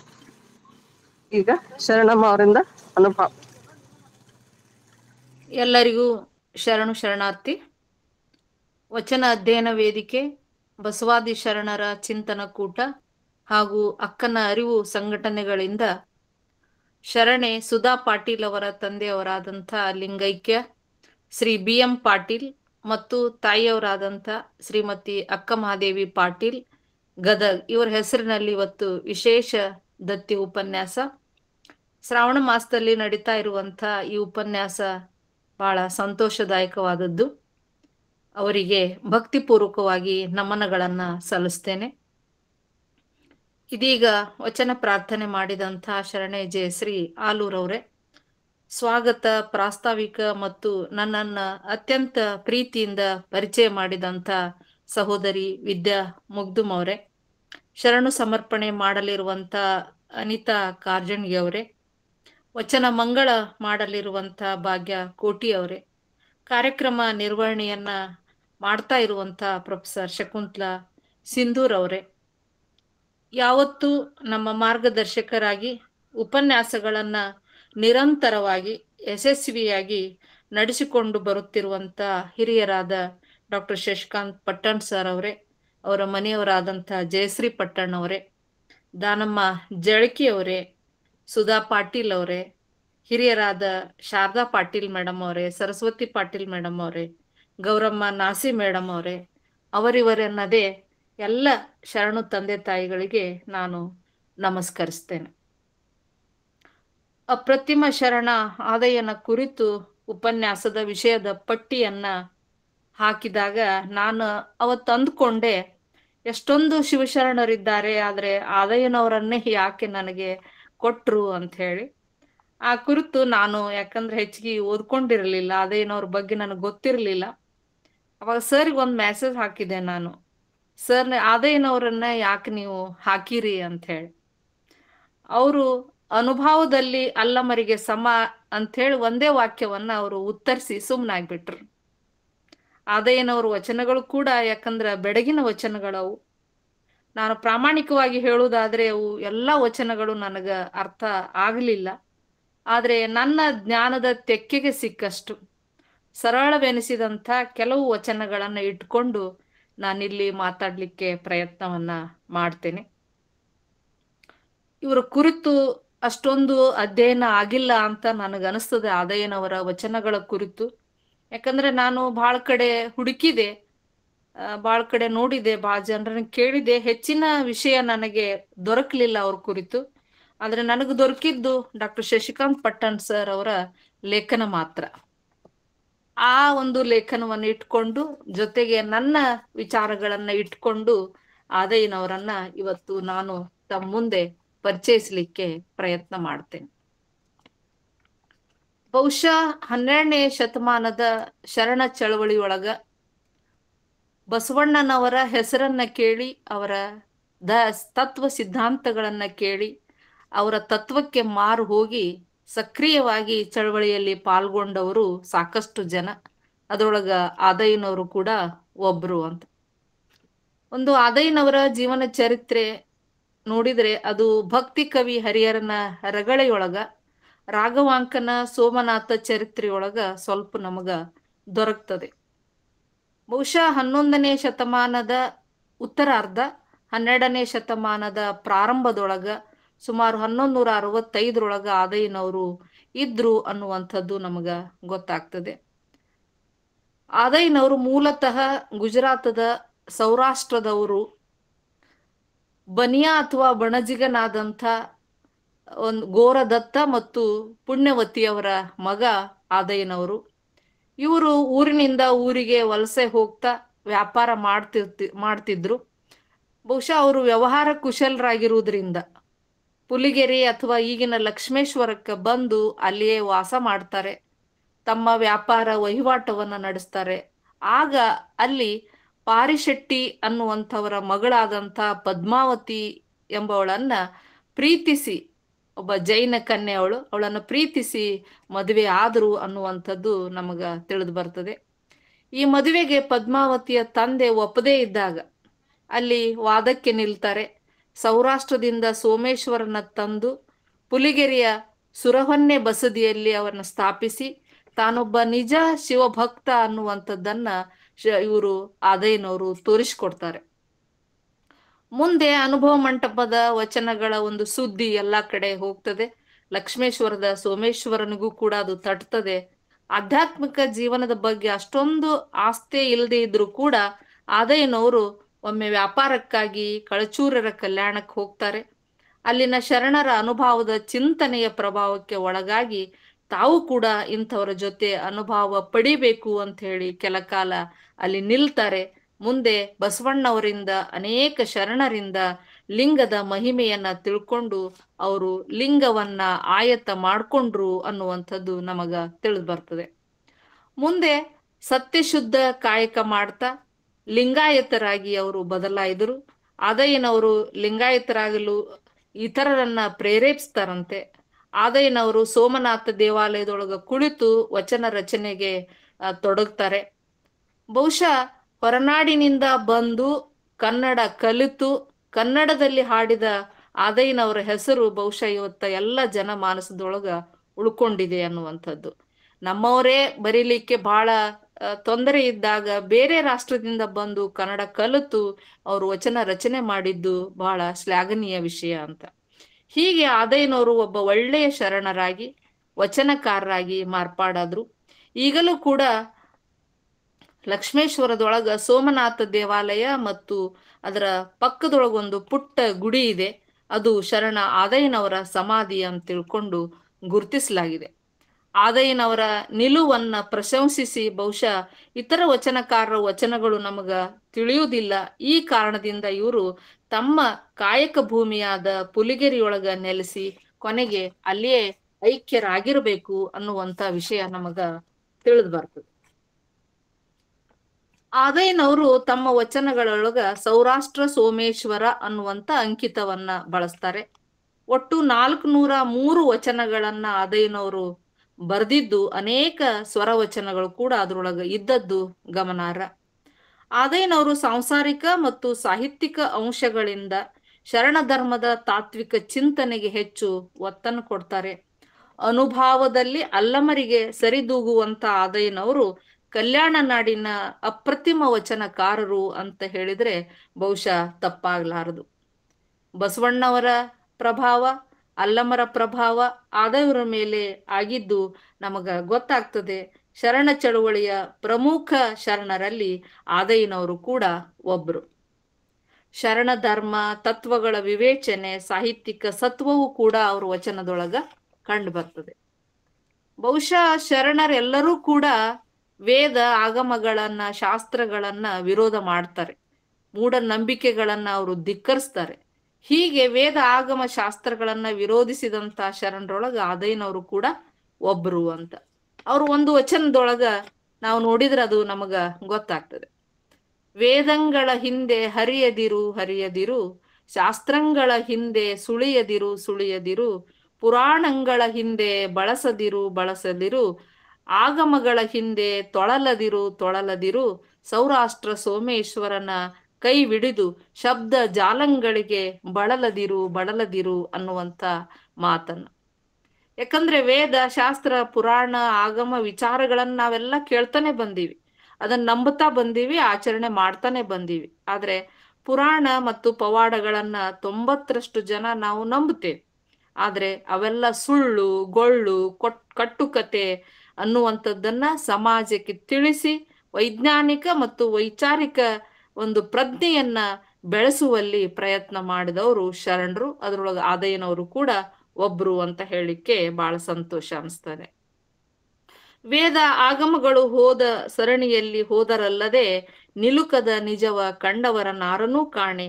ಅಂದ್ರೆ ವೇದ ಆಗಮಗಳು ಹೇಳುವುದಕ್ಕೆ ಮಾತ್ರ ಸೀಮಿತ, ಆದ್ರೆ ಅದರ ಅಂತಃಶಕ್ತಿಯ ಅರಿವನ್ನ, ಅದರ ನಿಜದ ನಿಲುವನ್ನ, ಆಳದ ಎತ್ತರಕ್ಕೆ ನಿಲುಕಿದವರನ್ನ ಕಾಣೆ ಅನ್ನುವಂತ ವಿಚಾರವನ್ನು ಕೂಡ ಆದಯ್ಯನವರು ತಮ್ಮ ವಚನದೊಳಗ ವ್ಯಕ್ತಪಡಿಸ್ತಾರೆ. ಅಂದ್ರೆ ವ್ಯಕ್ತಿ ತನ್ನ ಸುಖಕ್ಕಾಗಿ, ಅಂದ್ರೆ ತನ್ನ ಪಂಚೇಂದ್ರಿಯಗಳ ಸುಖಕ್ಕಾಗಿ ಭುವನ ಮನೆ ಸಂಸಾರ ಭೋಗಗಳಿಗೆ ಮಿಡಿತಾನೆ ಹೊರತಾಗಿ ಸೌರಾಷ್ಟ್ರ ಸೋಮೇಶ್ವರನ ಲಿಂಗದಲ್ಲಿ ಅವನ ತತ್ವಗಳ ಉಳುಮೆಯ ಮಾಡುವುದರಲ್ಲಿ ಸುಖಿಯಾದವರನ್ನ ಕಾಣೆ ಅನ್ನುವಂತ ಒಂದು ಸಮಾಜದಲ್ಲಿ ಉತ್ತಮ ಗುಣಗಳ ಉಳುಮೆ ಮಾಡಿ ಅದರ ಫಲದ ಸುಖವನ್ನ ಅನುಭವಿಸ್ಬೇಕು ಅನ್ನುವಂತ ವಿಚಾರವನ್ನ ಅವ್ರ ವಚನದೊಳಗ ಅವ್ರು ಹೇಳ್ತಾರೆ. ಯಾಕಂದ್ರೆ ಈ ವೇದ ಶಾಸ್ತ್ರ ಪುರಾಣಗಳನ್ನ ಬಹಳಷ್ಟು ಶರಣರು ವಿರೋಧ ಮಾಡಿದ್ದನ್ನ ನಾವು ನೋಡ್ತೇವೆ. ಬಸವಣ್ಣವರು ಹೋಮ ಮಾಡುವವರ ಕಂಡೆ ಹೊಗೆಯ ನಿಲ್ಲಿಸುವವರ ಕಾಣೆ ಅನ್ನುವಂತ ಮಾತನ್ನ ನಾವು ಕೇಳ್ತೇವೆ. ಅದೇ ರೀತಿ ಅಲ್ಲಮ ಪ್ರಭು ಅವರು ಹೇಳ್ತಾರಲ್ಲ, ವೇದವೆಂಬುದು ಓದಿನ ಮಾತು, ಶಾಸ್ತ್ರವೆಂಬುದು ಸಂತೆಯ ಸುದ್ದಿ, ಪುರಾಣವೆಂಬುದು ಪುಂಡರ ಗೋಷ್ಠಿ, ಆಗಮವೆಂಬುದು ಅನ್ನತದ ನುಡಿ, ತರ್ಕವೆಂಬುದು ತಗರ ಹೋರಟೆ, ಭಕ್ತಿ ಎಂಬುದು ತೋರಿ ಉಂಬಲಾಭ, ಗುಹೇಶ್ವರನೆಂಬುದು ಮಾತ್ರ ಮೀರಿದ ಘನವು ಅನ್ನುವಂಥದ್ದು. ಈ ರೀತಿಯಾಗಿ ವೇದಶಾಸ್ತ್ರ ಪುರಾಣವನ್ನ ವಿರೋಧಿಸಿದವರಲ್ಲಿ ಬಸವಣ್ಣವರು ಕೂಡ ಒಬ್ರು. ವೇದಕ್ಕೆ ವರೆಯ ಕಟ್ಟುವೆ, ಶಾಸ್ತ್ರಕ್ಕೆ ನಿಗಳ ನಿಕ್ಕುವೆ, ತರ್ಕದ ಬೆನ್ನ ಭಾರವನೆತ್ತುವೆ, ಆಗಮದ ಮೂಗ ಕೊಯ್ಯುವೆ ನೋಡಯ್ಯ, ಮಹಾದಾನಿ ಕೂಡಲ ಸಂಗಮ ದೇವ, ಮಾದಾರ ಚೆನ್ನಯ್ಯನ ಮಗ ನಾನಯ್ಯ ಅನ್ನುವಂತ ಮಾತನ್ನ ನೋಡಿದಾಗ ನಮಗಿದು ಅರ್ಥ ಆಗ್ತದೆ. ಅಂದ್ರೆ ಸಮಾಜದೊಳಗ ಸ್ಥಾಪಿತ ಆದಂತ ಮೌಢ್ಯಗಳನ್ನ, ಕಂದಾಚಾರಗಳನ್ನ, ಅಸಮಾನತೆಯನ್ನ, ಧಾರ್ಮಿಕ ಆರ್ಥಿಕ ಶೋಷಣೆಯನ್ನ ತೊಲಗಿಸ್ಲಿಕ್ಕೆ ಶ್ರಮಿಸಿದಂತ ಕಲ್ಯಾಣದ ಕ್ರಾಂತಿ ಪುರುಷ ಬಸವಣ್ಣವರ ಹೇಳಿದಂತ ಮಾತನ್ನ ನಾವು ಇವತ್ತು ಮನಸ್ಸಿನೊಳಗ ಇಟ್ಕೋಬೇಕಾಗ್ತದೆ. ಹೀಗೆ ಆದಯ್ಯನವರು ಸಾಕಷ್ಟು ಜನರನ್ನ, ತಮ್ಮ ಒಂದು ಸಮಕಾಲೀನರು ಅಥವಾ ತಮಗೆ ಇಷ್ಟವಾದಂತ ಅನೇಕ ಜನರನ್ನ ತಮ್ಮ ವಚನಗಳಲ್ಲಿ ಶರಣರನ್ನ ಮತ್ತು ಬೇರೆ ಬೇರೆ ಅವಧೂತರನ್ನು ಕೂಡ ಅವರು ವಚನದೊಳಗ ನೆನೀತಾರೆ. ಅದ್ರೊಳಗ ಬಸವಣ್ಣನವರ ಭಕ್ತಿ ಸ್ಥಳ, ಮಡಿವಾಳ ಮಾಚಯ್ಯನ ಮಹೇಶ್ವರ ಸ್ಥಳ, ಗಟ್ಟಿವಾಳಯ್ಯನ ಮುದ್ದಣನ ಪ್ರಸಾದಿ ಸ್ಥಳ, ಚನ್ನ ಬಸವಣ್ಣನ ಪ್ರಾಣಿಲಿಂಗ ಸ್ಥಳ, ಪ್ರಭುವಿನ ಶರಣ ಸ್ಥಳ, ಸೊಡ್ಡಳ ಬಾಚರಸನ ಐಕ್ಯ ಸ್ಥಳ, ಅಜಗಣ್ಣನ ಆರೂಢ ನಿಜಗುಣನ ಬೆರಗು, ಅನಿಮಿಷನ ನಿಶ್ಚಲ, ಮಹಾದೇವಿಯಕ್ಕನ ಜ್ಞಾನ, ನಂಬಿಯಕ್ಕನ ನಿಶ್ಚಯ, ಮುಕ್ತಾಯಕ್ಕನ ಅಕ್ಕರೆ, ಸತ್ಯಕ್ಕನ ಯುಕ್ತಿ, ಅಲ್ಲಾಡಿಯಕ್ಕನ ಸಮತೆ, ರೇವಣ್ಣ ಸಿದ್ದಯ್ಯನ ದೇವರ ನಿಷ್ಠೆ, ಸಿದ್ದರಾಮಯ್ಯ ತಂದೆಗಳ ಮಹಿಮೆ, ಮರಳು ಸಿದ್ಧ ದೇವರ ಅದೃಷ್ಟ ಪ್ರಸಾದ ನಿಷ್ಠೆ, ಏಕೋ ರಾಮಯ್ಯಗಳ ಆಚಾರ ನಿಷ್ಠೆ, ಪಂಡಿತಾರಾಧ್ಯರ ಸ್ವಯಂಪಾಕ, ಮುಗ್ಧ ಸಂಗಯ್ಯರ, ಮೈದುನ ರಾಮಣ್ಣರ, ಬೇಡರ ಕಣ್ಣಪ್ಪನ, ಕೋಳೂರು ಕೊಡಗೂಸು, ತಿರುನೀಲನಕ್ಕರು, ರುದ್ರ ಪಶುಪತಿಗಳು, ದೀಪದ ಕಲಿಯಾರ ಮುಗ್ಧಿ ಭಕ್ತಿ, ನಿಮ್ಮೊಳಗೆ ನಗೆಂದಪ್ಪುದೋ ಸೌರಾಷ್ಟ್ರ ಸೋಮೇಶ್ವರ ಎನ್ನುವಲ್ಲಿ ಅವರು ಎಲ್ಲ ಆ ಒಂದು ಇವರನ್ನ, ಪವಾಡ ಪುರುಷರನ್ನ, ಶಿವನ ಭಕ್ತರನ್ನ, ಶರಣರನ್ನ ನೆನೆದಿದ್ದನ್ನ ನಾವು ಇಲ್ಲಿ ಕಾಣಬಹುದು ಅಂತ. ಹೀಗೆ ಅವರು ಅನೇಕ ವಚನಗಳಲ್ಲಿ ಬೇರೆ ಬೇರೆ ಬೇರೆ ವಿಚಾರಗಳನ್ನ ಹೇಳ್ತಾ ಹೋಗ್ತಾರೆ. ಅದರಲ್ಲಿ ನನಗೆ ಬಹಳ ಇಷ್ಟವಾದಂತ ಒಂದು ವಚನ ಅಂತಂದ್ರೆ, ಚೌಷಷ್ಟಿ ವಿದ್ಯೆಗಳ ಕಲಿತಡೇನು, ಅಷ್ಟಾಷಷ್ಟಿ ಕ್ಷೇತ್ರಗಳ ಮೆಟ್ಟಿದಡೇನು, ಬಿಟ್ಟಡೇನು ಕಟ್ಟಿದಡೇನು, ಅರಿವಿನ ಆಚಾರ ಕರಿಗೊಳ್ಳದನ್ನಕ್ಕ, ಘನಲಿಂಗದ ಬೆಳಗು ಸ್ವಯವಾದ ಶರಣಂಗಲ್ಲದೆ ಸೌರಾಷ್ಟ್ರ ಸೋಮೇಶ್ವರ ಲಿಂಗ ಸುಖವೆಡೆಗೊಳ್ಳದು ಅನ್ನುವಂಥದ್ದು. ಬಹಳ ಸುಂದರವಾದಂಥ ಒಂದು ಅರ್ಥಗರ್ಭಿತವಾದಂಥ ವಚನ ಇದು. ಯಾಕಂದ್ರೆ ಚೌಷಷ್ಟಿ ವಿದ್ಯೆಗಳ ಕಲಿತಡೇನು ಅಂದ್ರೆ 64 ವಿದ್ಯೆಗಳನ್ನ ಕಲಿತರೂ ಕೂಡ ಏನೂ ಪ್ರಯೋಜನ ಇಲ್ಲ ಅಂತ. ಯಾಕಂದ್ರೆ 64 ವಿದ್ಯೆಗಳು ಬಹುಶಃ ಬಹಳ ಜನರಿಗೆ ಗೊತ್ತಿರ್ಬೋದು. 4 ವೇದಗಳು, 6 ಅಂಗಗಳು, 6 ಶಾಸ್ತ್ರಗಳು, 18 ಪುರಾಣಗಳು, 18 ಸ್ಮೃತಿಗಳು, ಹೀಗೆ ಅವಾಗೆಲ್ಲದ ಜಾಣ ಅನಿಸ್ಕೊಳ್ಳಿಕ್ಕೆ ಕೆಲವೊಂದು 64 ವಿದ್ಯೆಗಳನ್ನ ಕಲಿತಿದ್ರಂತ್ರಿ. ಅದ್ರೊಳಗೆ 64 ವಿದ್ಯೆಗಳು ಕೂಡ ಇದಾವ್. ನಿಮಗ್ ಬೇಕಂದ್ರೆ ನಾನು ಆಮೇಲೆ ಫೋಟೋ ಹೊಡೆದು ಹಾಕ್ತೀನಿ. ವೇದ, ವೇದಾಂಗ, ಇತಿಹಾಸ, ಆಗಮ, ನ್ಯಾಯ, ಕಾವ್ಯ, ಅಲಂಕಾರ, ನಾಟಕ, ಗಾನ, ಕವಿತ್ರ, ಕಾಮಶಾಸ್ತ್ರ, ಹೀಗೆ 64 ವಿದ್ಯೆಗಳು ಏನದಾವಲ್ಲ ಅವನ್ನೆಲ್ಲ ಕಲಿತರೆ ಏನ್ ಪ್ರಯೋಜನ? ಅಷ್ಟಾಷಷ್ಟಿ ಕ್ಷೇತ್ರಗಳ ಮುಟ್ಟಿದಡೇನು, 64 ನಾಡಿನ ಹೆಸರಾಂತ ಕ್ಷೇತ್ರಗಳೇನಿದಾವು, ದೇವಾಲಯಗಳದಾವು, ಊರುಗಳದಾವು, ಅಲ್ಲಿಗೆಲ್ಲ ಹೋಗಿ ಬಂದ್ರೆ ಏನ್ ಪ್ರಯೋಜನ?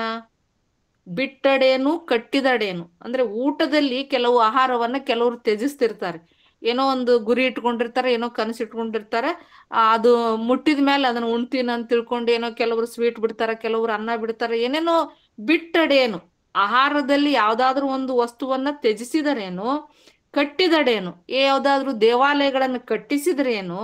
ಆದ್ರೆ ಅರಿವು, ಒಳ್ಳೆಯ ಆಚಾರ ವಿಚಾರ ನಮ್ಮಲ್ಲಿ ನೆಲೆಗೊಳ್ಳದಿದ್ದರೆ, ಅಥವಾ ಒಳ್ಳೆಯ ನಡೆ ನುಡಿಗಳಿಲ್ಲದೆ ನಾವು ಬದುಕಿದರೆ ಏನು ಪ್ರಯೋಜನ ಅನ್ನುವಂಥ ವಿಚಾರವನ್ನ ಈ ಒಂದಿದ್ರೊಳಗ ಆದಯ್ಯನವ್ರು ಹೇಳ್ತಾರೆ. ಅದಕ್ಕೆ ಘನಲಿಂಗದ ಬೆಳಕನ್ನು ತನ್ನದಾಗಿಸಿಕೊಂಡ ಶರಣನಿಗಲ್ಲದೆ ಬೇರೆಯವರಿಗೆ ಸುಖ ಕೊಡಲು ಸಾಧ್ಯವಿಲ್ಲ ಸೋಮೇಶ್ವರ ಲಿಂಗ ಅನ್ನುವಂಥದ್ದನ್ನ ಅವ್ರಿಲ್ಲಿ ವಚನದಲ್ಲಿ ಹೇಳಲಿಕ್ಕೆ ಪ್ರಯತ್ನ ಪಡ್ತಾರೆ. ಅಂದ್ರೆ ತಾನು ಪಡೆದಂತ ಅರಿವಿನಿಂದ ಒಳ್ಳೆಯ ನಡೆ ನುಡಿಗಳನ್ನ ಜೀವನದೊಳಗ ಅಳವಡಿಸ್ಕೋಬೇಕು.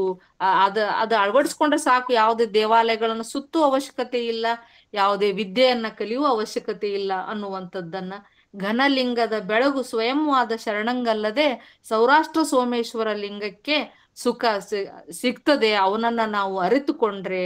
ಅಂದ್ರೆ ಒಂದು ಒಳ್ಳೆಯ ನಡೆನುಡಿಗಳನ್ನೇ ದೇವರೆಂದು ಅರಿತುಕೊಂಡು ಯಾರು ಬಾಳ್ತಾರೋ ಅಂತ ವ್ಯಕ್ತಿಗೆ ಮಾತ್ರ ಜೀವನದಲ್ಲಿ ಒಂದು ರೀತಿಯ ಒಲವು, ನಲಿವು, ನೆಮ್ಮದಿ ದೊರೀತದೆ ಹೊರತಾಗಿ ಕೆಟ್ಟ ನುಡಿಗಳಿಂದ ವ್ಯಕ್ತಿಗಳಿಗೆ ಯಾವುದೂ ವಿದ್ಯೆ ಅದು ಹತ್ತುವುದಿಲ್ಲ ಅನ್ನುವಂಥದ್ದನ್ನ ಆದಯ್ಯನವರು ಮಾತ್ರ ಅಲ್ಲ, ಎಲ್ಲಾ ಶಿವಶರಣರು ಇಲ್ಲಿ ಹೇಳಿಕ್ಕೆ ಪ್ರಯತ್ನ ಪಟ್ಟದ್ದನ್ನ ನಾವು ನೋಡ್ಬೋದು. ಅವರ ಇನ್ನೊಂದು ವಚನ, ಇನನ ಕರದಲ್ಲಿ ತಮವಿದ್ದು ಬದುಕಬಲ್ಲದೆ, ವಾಯುವಿನ ಹಸ್ತದಲ್ಲಿ ಸೊಡರಿದ್ದು ಬೆಳಗಬಲ್ಲುದೆ, ಉರಿಯ ಮುಖದಲ್ಲಿ ಕರ್ಪೂರವಿದ್ದು ಜೀವಿಸಬಲ್ಲುದೆ, ಸೌರಾಷ್ಟ್ರ ಸೋಮೇಶ್ವರನ ಶರಣರ ಮುಂದಣ ಕರಣ ಮಥನ ಇಂದ್ರಿಯದ ಇಚ್ಛೆ ತನುಗುಣ ಮನಗುಣ ಪ್ರಾಣ ಗುಣಾದಿಗಳಿರಬಲ್ಲವೇ ಅನ್ನುವಂಥ ಪ್ರಶ್ನೆಯನ್ನ ಅವರು ಮಾಡ್ತಾರೆ. ಇಲ್ಲಿ ಇನನ ಕರದಲ್ಲಿ ತಮವಿದ್ದು ಬದುಕಬಲ್ಲ, ಇನ ಅಂದ್ರ ಸೂರ್ಯ, ಸೂರ್ಯನ ಒಂದು ಕೈಯೊಳಗ ಸೂರ್ಯನ ಒಂದು ಕೈಯೊಳಗ ಕತ್ತಲೆ ಬದುಕಲಿಕ್ಕೆ ಸಾಧ್ಯನಾ? ಬೆಳಕು ಮತ್ತು ಕತ್ತಲೆ ಅನ್ನುವಂಥವು ಎರಡೂ ಒಂದು ವಿರುದ್ಧ ಶಬ್ದಗಳಿರುವು. ಸೂರ್ಯ ಯಾವಾಗ್ಲೂ ಬೆಳಕನ್ನೇ ಕೊಡ್ತಾನೆ ಹೊರತಾಗಿ ಕತ್ತಲಿಗೆ ಅಲ್ಲಿ ಅವಕಾಶ ಇಲ್ಲ ಅಂತ. ಇನ್ನು ವಾಯುವಿನ ಹಸ್ತದಲ್ಲಿ ದೀಪ ಇರ್ಲಿಕ್ಕೆ ಸಾಧ್ಯನಾ? ದೀಪಕ್ಕೆ ವಾಯು ಗಾಳಿ ಬಡಿತಂದ್ರೆ ಅದು ಬೆಳಕನ್ನ ಕೊಡ್ಲಿಕ್ಕೆ ಆರೇ ಬಿಡ್ತದ, ಬೆಳಗ್ಲಿಕ್ಕೆ ಸಾಧ್ಯ ಇಲ್ಲ. ಉರಿಯ ಮುಖದಲ್ಲಿ ಕರ್ಪೂರ ಜೀವಿಸಬಲ್ಲುದೆ ಅಂತ ಹೇಳಿ, ಆ ಒಂದು ಜೋರಾದ ಉರಿ ಒಳಗ ಏನು ಅಂತಂದ್ರೆ ಆ ಕರ್ಪೂರ ಜೀವಿಸ್ಲಿಕ್ಕೆ ಸಾಧ್ಯ, ಉರಿಯ ಮುಂದೆ ಕರ್ಪೂರ ಉಳಿಯಲಿಕ್ಕೆ ಸಾಧ್ಯ ಇಲ್ಲ. ಎಲ್ಲ ಅನನ್ಯ ಶಕ್ತಿಗಳ ಎದುರು ನಿಂತು ಬದುಕಲಾರದಂತ ಸಾಮಾನ್ಯ ಶಕ್ತಿಗಳು ನಮ್ಮಲ್ಲಿ ಅಸ್ತಿತ್ವವನ್ನೇ ಕಳಿತವೆ. ಅದಕ್ಕಾಗಿ ಸೌರಾಷ್ಟ್ರ ಸೋಮೇಶ್ವರನ ಶರಣರ ಅನನ್ಯ ಶಕ್ತಿ ಎದುರು ತನು ಮನ ಇಂದ್ರಿಯ ಕರ್ಣ ಪ್ರಾಣ ಇವೆಲ್ಲ ಗುಣಗಳು ಕೂಡ ನಿಲ್ಲಲಾರು ಅನ್ನುವಂಥ ವಿಚಾರವನ್ನ ಈ ಒಂದು ವಚನದಲ್ಲಿ ಅವರು ಹೇಳ್ತಾರೆ. ಅಂದ್ರೆ ಶರಣರ ಶಕ್ತಿಯ ಮುಂದೆ ಯಾವ ಶಕ್ತಿಯೂ ಕೂಡ ನಿಲ್ಲುವುದಿಲ್ಲ. ಅಂದ್ರೆ ಶರಣರು ಎಲ್ಲವನ್ನೂ ಗೆದ್ದವರು ಅನ್ನುವಂಥ ಒಂದು ಯೋಚನೆಯನ್ನ ಈ ಒಂದು ವಚನದಲ್ಲಿ ಆದಯ್ಯನವರು ಹೇಳ್ತಾರೆ. ಅವರ ಮತ್ತೊಂದು ವಚನ, ಕಾಮಂಗೆ ಕೈ ತಲೆ ಕೊಟ್ಟು ಕೈವಾರಿಗಳಿಗೆಲ್ಲಿಯದು ಕೈವಲ್ಯ ಪದವಿ. ಕಾಲಂಗೆ ಕಾಯವನ್ನೊಪ್ಪಿಸಿಕೊಟ್ಟ ಕಾಮುಕರಿಗೆ ಎಲ್ಲಿಯದು ಕೈಲಾಸದ ಬಟ್ಟೆ. ಕರ್ಮ ಕಪಟದ ಕಮ್ಮರಿಯೊಳು ಸಿಲುಕಿ ಕಳವಳಿಸುತ್ತಿರ್ಪ ಕರ್ಮಕಾಂಡಿಗಳಿಗೆ ಎಲ್ಲಿಯದು ಸ್ವರ್ಗಾಪವರ್ಗ. ಸೌರಾಷ್ಟ್ರ ಸೋಮೇಶ್ವರ ಲಿಂಗ ಅರಿಯದ ಕುಜನರಿಗೆ ಎಲ್ಲಿಯದು ನಿತ್ಯಾನಂದ ನಿಜ ಸುಖ ಅನ್ನುವಂಥದ್ದನ್ನ ಇಲ್ಲಿ ಹೇಳ್ತಾರೆ. ಅಂದ್ರೆ ನಾವು ಇಂದ್ರಿಯ ನಿಗ್ರಹವನ್ನ ಮಾಡ್ಕೋಬೇಕು. ಇಂದ್ರಿಯ ನಿಗ್ರಹದ ಅವಶ್ಯಕತೆ ಎಷ್ಟಿದೆ ಅನ್ನುವಂಥದ್ದನ್ನ ಈ ಒಂದು ವಚನದಲ್ಲಿ ಅವ್ರು ಹೇಳ್ತಾರೆ. ಯಾಕಂದ್ರೆ ಕಾಮನ ಕೈಯೊಳಗ ನಾವು ಕೈ ತಲೆ ಕೊಟ್ಬಿಟ್ರ ಕೈವಲ್ಯ ಪದ್ಧತಿ ಸಿಗ್ಲಿಕ್ಕೆ ಸಾಧ್ಯ ಇಲ್ಲ. ಬಹುಶಃ ಇದು ಮೋಕ್ಷ ಅನ್ನುವಂತ ಅರ್ಥವನ್ನ ಇಲ್ಲಿ ಅವ್ರು ಹೇಳ್ತಾರೆ. ಮೋಕ್ಷ ಸಿಗ್ಲಿಕ್ಕೆ ಸಾಧ್ಯ ಇಲ್ಲ. ಹಾಗೆ ಕಾಲನಿಗೆ ಕಾಯವನ್ನೇ ಒಪ್ಪಿಸಿ ಕೊಟ್ಟ ಮೇಲೆ ಕಾಮುಕರಿಗೆ ಕೈಲಾಸ ಸಿಗ್ಲಿಕ್ಕೆ ಸಾಧ್ಯ ಇಲ್ಲ. ಕಪಟ ಕರ್ಮಗಳ ಜಲಪಾತದೊಳಗ ಮುಳುಗಿ ಎದ್ದವರಿಗೆ ಸ್ವರ್ಗ ಸಿಗಲಿಕ್ಕೆ ಸಾಧ್ಯ ಇಲ್ಲ. ಹೀಗಾಗಿ ಸೌರಾಷ್ಟ್ರ ಸೋಮೇಶ್ವರನ ಮಹತ್ವವನ್ನು ಅರಿಯದ ಕುಜನರು ಅಂದ್ರೆ ಕೆಟ್ಟ ಜನರಿಗೆ ಆನಂದ ಆಗಲಿ ಸುಖ ಆಗಲಿ ಯಾವಾಗ್ಲೂ ಸಿಗ್ಲಿಕ್ಕೆ ಸಾಧ್ಯ ಇಲ್ಲ. ಅದಕ್ಕೆ ನಮ್ಮ ಶರೀರವನ್ನ ಮನಸ್ಸನ್ನ ಒಂದು ಸಚ್ಚಾರಿತ್ರ್ಯದ ಕಡೆಗೆ, ಸನ್ನಡತೆಯ ಕಡೆಗೆ, ಸನ್ಮಾರ್ಗದ ಕಡೆಗೆ ಒಯ್ದಾಗ ಮಾತ್ರವೇ ನಮಗೆ ಕೈವಲ್ಯ ಪದವಿ ಇರಬಹುದು, ಕೈಲಾಸ ಪದವಿ ಇರಬಹುದು, ಅಥವಾ ಸ್ವರ್ಗ ಸುಖ ಇರಬಹುದು. ಇವೆಲ್ಲವೂ ಸಿಗ್ಲಿಕ್ಕೆ ಸಾಧ್ಯ ಇದೆ ಅನ್ನುವಂಥದ್ದನ್ನ ಈ ವಚನದೊಳಗ ಅವರು ಹೇಳಿಕ್ಕೆ ಪ್ರಯತ್ನವನ್ನ ಮಾಡ್ಯಾರ. ಅವರ ಮತ್ತೊಂದು ವಚನ, ತೆರೆಯಡಗಿದ ಸಾಗರದೊಳಗೆ ಆಕಾಶ ಬಿಂಬಿಸಿ ಅಂಬರ ಜಲವನ್ನೊಳಕೊಂಡಂತೆ ದಿನಮಣಿ ಮಣಿ ಮುಕುರದ ಹೊಳೆಯಲು ಮುಕುರವೇ ರವಿಯಾಗಿಪ್ಪಂತೆ ಗುರು ಶಿಷ್ಯ ಸಂಬಂಧ ಅಭಿನ್ನ ಸೇವೆವಾದ ಬಳಿಕ ಗುರುವೆಂದಲುಂಟೆ ಶಿಷ್ಯಂಗೆ, ಶಿಷ್ಯನೆನಲುಂಟೆ ಗುರುವಿಂಗೆ. ಇಂತು ಉಭಯನಾಸ್ತಿಯಾದ ಉಪದೇಶ ಸೌರಾಷ್ಟ್ರ ಸೋಮೇಶ್ವರ ಲಿಂಗದಲ್ಲಿ ಸ್ವಯವಾಗಿತ್ತು ಅನ್ನುವಂಥದ್ದು. ಅಂದ್ರೆ ಒಂದು ತೆರೆಗಳಿಲ್ಲದಂತ ಶಾಂತ ಸಾಗರದೊಳಗ ಆಕಾಶವನ್ನ ನಾವು ನೋಡಿದ್ರ ಅಲ್ಲಿ ಅದು ಜಲವನ್ನ ಒಳಗೊಂಡಂತೆ ನಮಗೇನಾಗ್ತದೆ ಕಾಣಿಸ್ತದೆ. ಅಥವಾ ಸೂರ್ಯನ ಕಿರಣಗಳನ್ನ ಕನ್ನಡಿ ಹೊಳೆಯುವಾಗ ನೋಡಿದ್ರೆ ಅದು ಕನ್ನಡಿ ಒಳಗ ಸೂರ್ಯ ಅದಾನೇನು ಅನ್ನುವ ರೀತಿ ಒಳಗ ನಮಗ ಕಾಣಿಸ್ತದೆ. ಹಾಗೆ ಗುರು ಮತ್ತು ಶಿಷ್ಯರ ಸಂಬಂಧ ಏನಂತಂದ್ರೆ ಅದು ಭಿನ್ನವಾದದ್ದಲ್ಲ. ಗುರು ಅಂದ್ರೆ ಗುರುವಿನೊಳಗ ಶಿಷ್ಯ, ಶಿಷ್ಯನೊಳಗ ಗುರು, ಒಂದು ಭಿನ್ನತೆ ಅದ್ರೊಳಗೆ ಇರಬಾರದು ಅನ್ನುವಂಥದ್ದನ್ನ, ಅಂದ್ರೆ ದ್ವೈತವಿಲ್ಲದಂತ ಈ ಸಂಬಂಧದೊಳಗ ಏರ್ಪಡುವ ಉಪದೇಶವು ಸೌರಾಷ್ಟ್ರ ಸೋಮೇಶ್ವರ ಲಿಂಗದೊಳಗ ಒಂದಾಗ್ತೈತಿ. ಅಂದ್ರೆ ಗುರು ಶಿಷ್ಯರಲ್ಲಿ ಅನಗತ್ಯವಾಗಿ ಯಾವುದೇ ಭಿನ್ನ ಭಾವ ಇರಬಾರದು ಅನ್ನುವಂತ ಒಂದು ವಿಚಾರವನ್ನ ಈ ಒಂದು ವಚನದೊಳಗ ಅವರು ಹೇಳಿಕ್ಕೆ ಪ್ರಯತ್ನವನ್ನ ಮಾಡ್ತಾರೆ. ಹೀಗೆ ಅವರ ಇನ್ನೂ ಅನೇಕ ವಚನಗಳನ್ನ ನಾವಿಲ್ಲಿ ನೋಡ್ಬಹುದು. ಇನ್ನೊಂದು ಬಹಳ ಪ್ರಮುಖವಾದ ವಚನ ಏನಂದ್ರೆ, ಸೂಕರಂಗೆ ಸುಗಂಧ ಸೊಗಸುವುದೇ, ಶುನಕಂಗೆ ಷಡುರಸಾನ್ನ ಸಂಗಟವೇ, ಕತ್ತೆಗೆ ಕರ್ಪೂರ ಯೋಗ್ಯವೇ, ಮರ್ಕಟಂಗೆ ಮುಕುರ ಸಾಮ್ಯವೇ, ದುರ್ವೆಷೆಗಳಪ್ಪ ದುರಾತ್ಮರ್ಗೆ ಸೌರಾಷ್ಟ್ರ ಸೋಮೇಶ್ವರ ಲಿಂಗ ಸನ್ನಿಹಿತವೇ ಅನ್ನುವಂಥದ್ದು. ಅಂದ್ರೆ ಸದಾಕಾಲ ದುರ್ಗಂಧದೊಳಗ ಹೊರಳಾಡುವಂತ ಹಂದಿಗೆ ಸುಗಂಧ ಇಷ್ಟ ಆಗುದಿಲ್ರಿ. ಅಂದ್ರೆ ಅವರವರ ಮನಸ್ಥಿತಿ, ಅವರವರ ವ್ಯಕ್ತಿತ್ವ, ಅವ್ರಿಗೆ ಅದೇ ಇಷ್ಟ ಆಗ್ತದೆ. ಹಂಗ ಹಂದಿಗೆ ಇಲ್ಲಿ ಸುಗಂಧ ಇಷ್ಟ ಆಗುದಿಲ್ಲ, ಅದಕ್ಕೆ ದುರ್ಗಂಧನೇ ಇಷ್ಟ ಆಗ್ತದೆ. ನಾಯಿಗೆ ಹೊಲಸು ಶ್ರೇಷ್ಠವೇ ಹೊರತು ಷಡ್ರಸಾನ್ನ ಇಷ್ಟ ಆಗುವುದಿಲ್ಲ.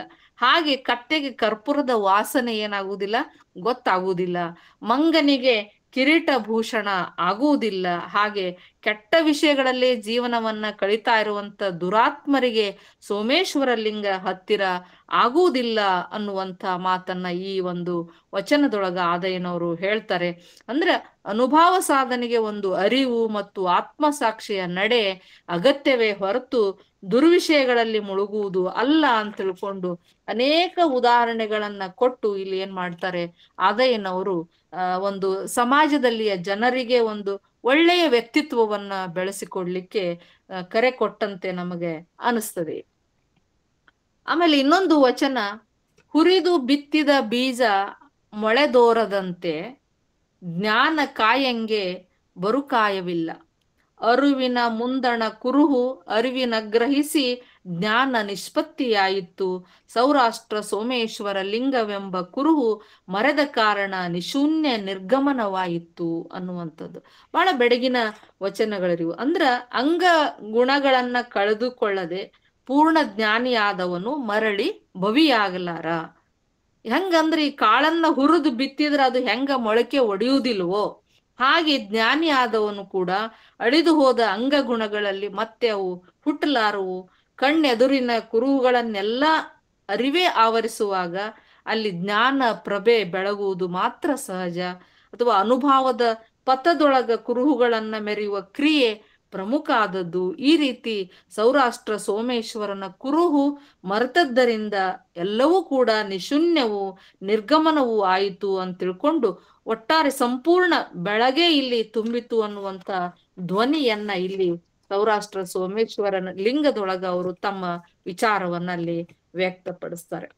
ಬಹುಶಃ 12ನೇ ಶತಮಾನದೊಳಗ ಶಿವಶರಣರ ಅನೇಕ ಸಿದ್ಧಾಂತಗಳಲ್ಲಿ ಕಾಯಕ ಮತ್ತು ದಾಸೋಹ ಅನ್ನುವಂಥದ್ದು ಪ್ರಮುಖ ಅನ್ನೋದು ಇಲ್ಲಿ ತಮ್ಮೆಲ್ಲರಿಗೂ ಗೊತ್ತಿರುವಂತ ವಿಷಯ. ಇವು ನಾಣ್ಯದ ಎರಡು ಮುಖಗಳು. ಶರಣರು ದಾಸೋಹವನ್ನ ಜೀವನದ ಒಂದು ಮೌಲ್ಯ ಅಂತಾನೆ ಏನ್ ಮಾಡಿದ್ರು ಅಂದ್ರ ಪರಿಭಾವಿಸಿದ್ರು. ದಾನವೇ ಶ್ರೇಷ್ಠ ಅಂತ ತಿಳ್ಕೊಂಡು ಪರಿಗಣಿಸಿದ್ರು. ಹೀಗಾಗಿ ಅವರು ದಾಸೋಹಕ್ಕೆ ಬಹಳ ಒಳ್ಳೆಯ ಸ್ಥಾನಮಾನವನ್ನ ಕೊಟ್ಟವರು ಶಿವಶರಣರು. ಹಾಗೆ ಆ ದಾಸೋಹದ ಬಗ್ಗೆ ಎಲ್ಲರೂ ಕೂಡ ಒಂದು ಉತ್ತಮ ಅಭಿಪ್ರಾಯವನ್ನ ವ್ಯಕ್ತಪಡಿಸಿದ್ರು. ದಾಸೋಹಕ್ಕೆ ಬಹಳಷ್ಟು ಮಹತ್ವವನ್ನ ಕೊಟ್ಟರು ಶರಣರು. ಅದೇ ರೀತಿ ಆದಯ್ಯನವರು ಕೂಡ ಆ ದಾಸೋಹದ ಕುರಿತಾಗಿ ಒಂದು ವಚನವನ್ನ ಇಲ್ಲಿ ಹೇಳಿದ್ದು ನಾವು ನೋಡ್ಬೋದು. ದಾಸೋಹದ ಸ್ವರೂಪ ಮತ್ತು ಅದರ ವಿಧಾನ ಹೆಂಗಿರ್ಬೇಕು ಅಂತ ಹೇಳಿ ನೋಡಿ. ತನು ಮನ ಧನ ತನ್ನವೆಂಬ ಬಳಕೆಯನ್ ಅಳಿದು ಹಿಡಿವಲ್ಲಿ ಬಿಡುವಲ್ಲಿ ತಾನೆಂಬ ಭಾವ ತಲೆದೋರದೆ ಶಿವನೇ ಸ್ವಾಮಿ ಎಂದು ಒಡೆಯರೊಡವೆಯ ಒಡೆಯರಿಗೊಪ್ಪಿಸುವಾಳಿನಂತೆ ತನು ಮನ ಧನವ ಗುರುಲಿಂಗ ಜಂಗಮಕ್ಕೆ ಜ್ಞಾನ ಕರದಲ್ಲಿ ನೀಡಿ ಲಿಂಗದಲ್ಲಿ ಏನೊಂದು ಬಯಸದೆ ನಿರುಪಾಧಿಕ ದಾಸೋಹಿ ತಾನಾಗಿ ಖ್ಯಾತಿ ಲಾಭದ ಪೂಜೆಯ ಹೋಗದೆ ಶಿವಶರಣರಲ್ಲಿ ಗೆಲ್ಲ ಒಳಿದು ಸೋಲ ಅಳವಟ್ಟು ಹಮ್ಮುಳಿದು ವಿನಯಗುಂದದೆ ಅಂಗಭೀತಿ ಮಾನಭೀತಿ ಪ್ರಾಣ ಭೀತಿಯ ಬಿಟ್ಟು ನಿರ್ಭೀತಿ ಅಳವಟ್ಟು ಆನು ನಿಮ್ಮಳು ದರ್ಪಿಸಿದಂತಯ್ಯ ಸೌರಾಷ್ಟ್ರ ಸೋಮೇಶ್ವರ ಅನ್ನುವಂಥದ್ದು. ಅಂದ್ರೆ ಇಲ್ಲಿ ನಾವು ತನು ಮನ ಧನ ತನ್ನದೆಂದು ಭಾವಿಸುವುದು ಸರಿಯಲ್ಲ. ಶರೀರ ಸಂಪತ್ತೆಲ್ಲ ಭಗವಂತನದ್ದೇ ಅನ್ನುವಂಥದ್ದು ನಮಗ ಗೊತ್ತಿರಬೇಕು. ಯಾಕಂದ್ರೆ ದೇವರು ಇದು ಕೊಟ್ಟಿದ್ದು, ಶರೀರ ಇರ್ಲಿ ನಮ್ಮ ತನು ಮನ ಇರ್ಲಿ ಇವೆಲ್ಲದೂ ಕೂಡ ದೇವರೇ ನಮಗ್ ಕೊಟ್ಟದ್ದು. ಇದು ದೇವರ ಕೊಟ್ಟಂತ ಸಂಪಾದನೆ ಅನ್ನುವಂಥ ಮನಸ್ಥಿತಿ ನಮಗಿರಬೇಕು ಅನ್ನುವಂಥದ್ದನ್ನ ಇಲ್ಲಿ ಹೇಳ್ತಾರೆ. ಅಂದ್ರೆ ಅವನೇ ಕೊಟ್ಟದ್ದನ್ನ ಅವನಿಗೆ ನಾವು ಮರು ದಾಸೋಹ ಮಾಡಿದಾಗ ಜೀವನ ಸಾರ್ಥಕ ಅನ್ನುವಂಥದ್ದು. ಹೀಗೆ ಗಳಿಸಿದ ಸಂಪಾದನೆ ಎಲ್ಲ ತನ್ನದಲ್ಲ, ಅದು ಭಗವಂತನದೇ. ದೇವ್ ಕೊಟ್ಟದ್ದನ್ನ ದೇವನಿಗೆ ಸಲ್ಲಿಸುವ ನಾವು ಕೇವಲ ಅವನ ಸೇವಕರು ಅಂತ ಬಗೆದು ದಾಸೋಹ ಮಾಡಬೇಕು ಅನ್ನುವಂಥ ವಿಚಾರವನ್ನ ಇಲ್ಲಿ ಅವರು ಹೇಳ್ತಾರೆ. ಯಾಕಂದ್ರೆ ಗಳಿಸುವಾಗ ಆಗಲಿ ದಾಸೋಹ ಮಾಡುವಾಗೆ ಆಗಲಿ ಅಹಂಭಾವ ನಮ್ಮಲ್ಲಿ ಬರಬಾರ್ದು. ಇವತ್ತೇನಂತಂದ್ರೆ ಒಂದ್ 500 ರೂಪಾಯಿ ಕೊಟ್ರು ಅದ್ ಬಹಳ ದೊಡ್ಡ ದಾನ ಮಾಡಿದೆ ಅಂತ ತಿಳ್ಕೊಂಡು ಪ್ರಚಾರ ಮಾಡ್ಕೊಳ್ಳುವವರೇ ಬಹಳ ಜನ ಇದ್ದಾರೆ ಇವತ್ತಿನ ಸಮಾಜದೊಳಗ. ಆದ್ರೆ ಆ ದಾಸೋಹ ಹೆಂಗಿರ್ಬೇಕಂದ್ರೆ ನಾವು ಬಲಗೈಲೆ ಕೊಟ್ಟದ್ದು ಎಡಗೈಲೆ ಗೊತ್ತಿರಬಾರದು ಅನ್ನುವಂಥದ್ದನ್ನ ಹೇಳ್ತಾರೆ. ಅಂದ್ರೆ ಆ ತರದ ದಾಸೋಹವನ್ನ ನಾವು ಮಾಡ್ಬೇಕು. ಅದ್ರೊಳಗ ಸೊಕ್ಕು ಅಹಂಕಾರ ಅಹಂಭಾವ ನಾ ಕೊಟ್ಟೆ ಅನ್ನುವಂಥದ್ದು ಇರಬಾರ್ದು. ಯಾಕಂದ್ರೆ ನಾ ಕೊಡುವುದಕ್ಕೆ ನಾ ಗಳಿಸಿದ್ದೇನು, ಅವ ಕೊಟ್ಟದ್ದನ್ನೇ ನಾವು ಅವನಿಗೆ ತಿರುಗಿ ಕೊಡಬೇಕು ಅನ್ನುವಂಥದ್ದು. ಗುರು ಲಿಂಗ ಜಂಗಮಕ್ಕೆ ದಾಸೋಹ ಮಾಡುವಾಗ ಎಲ್ಲವೂ ಭಗವಂತನದೇ ಅನ್ನುವಂತ ಭಾವ ನಮ್ಮಲ್ಲಿ ಇರಬೇಕು. ದಾಸೋಹಿಯ ಮನಸ್ಥಿತಿ ಹೀಗಿರಬೇಕು ಅನ್ನುವಂತ ಒಂದು ವಿಚಾರವನ್ನ ಆದಯ್ಯನವರು ಈ ವಚನದೊಳಗ ಹೇಳ್ತಾರೆ. ಅದ್ರ ಜೊತೆಗೆ ಅವರು ಅಂಗ ಮತ್ತು ಲಿಂಗದ ಒಂದು ವಿಚಾರವಾಗಿ ಬಹಳಷ್ಟು ವಚನಗಳನ್ನ ರಚನೆ ಮಾಡಿದ್ದಾರೆ. ಅಂಗ ಮತ್ತು ಲಿಂಗದ ಮೇಲೆ ಅಂದ್ರೆ ಅಂಗದ ಮೇಲೆ ಲಿಂಗ ಸ್ವಾಯತ್ತವಾದ ಬಳಿಕ ಅಂಗವಾಗಿ ಉಳಿಯುವುದಿಲ್ಲ. ಅದು ಶರಣರ ಲಿಂಗ ದೈವದ ಕಲ್ಪನೆ ಅನ್ನುವಂಥದ್ದನ್ನ ಇಲ್ಲಿ ಅದ್ಭುತವಾಗಿ ಅವ್ರು ಹೇಳ್ತಾರೆ.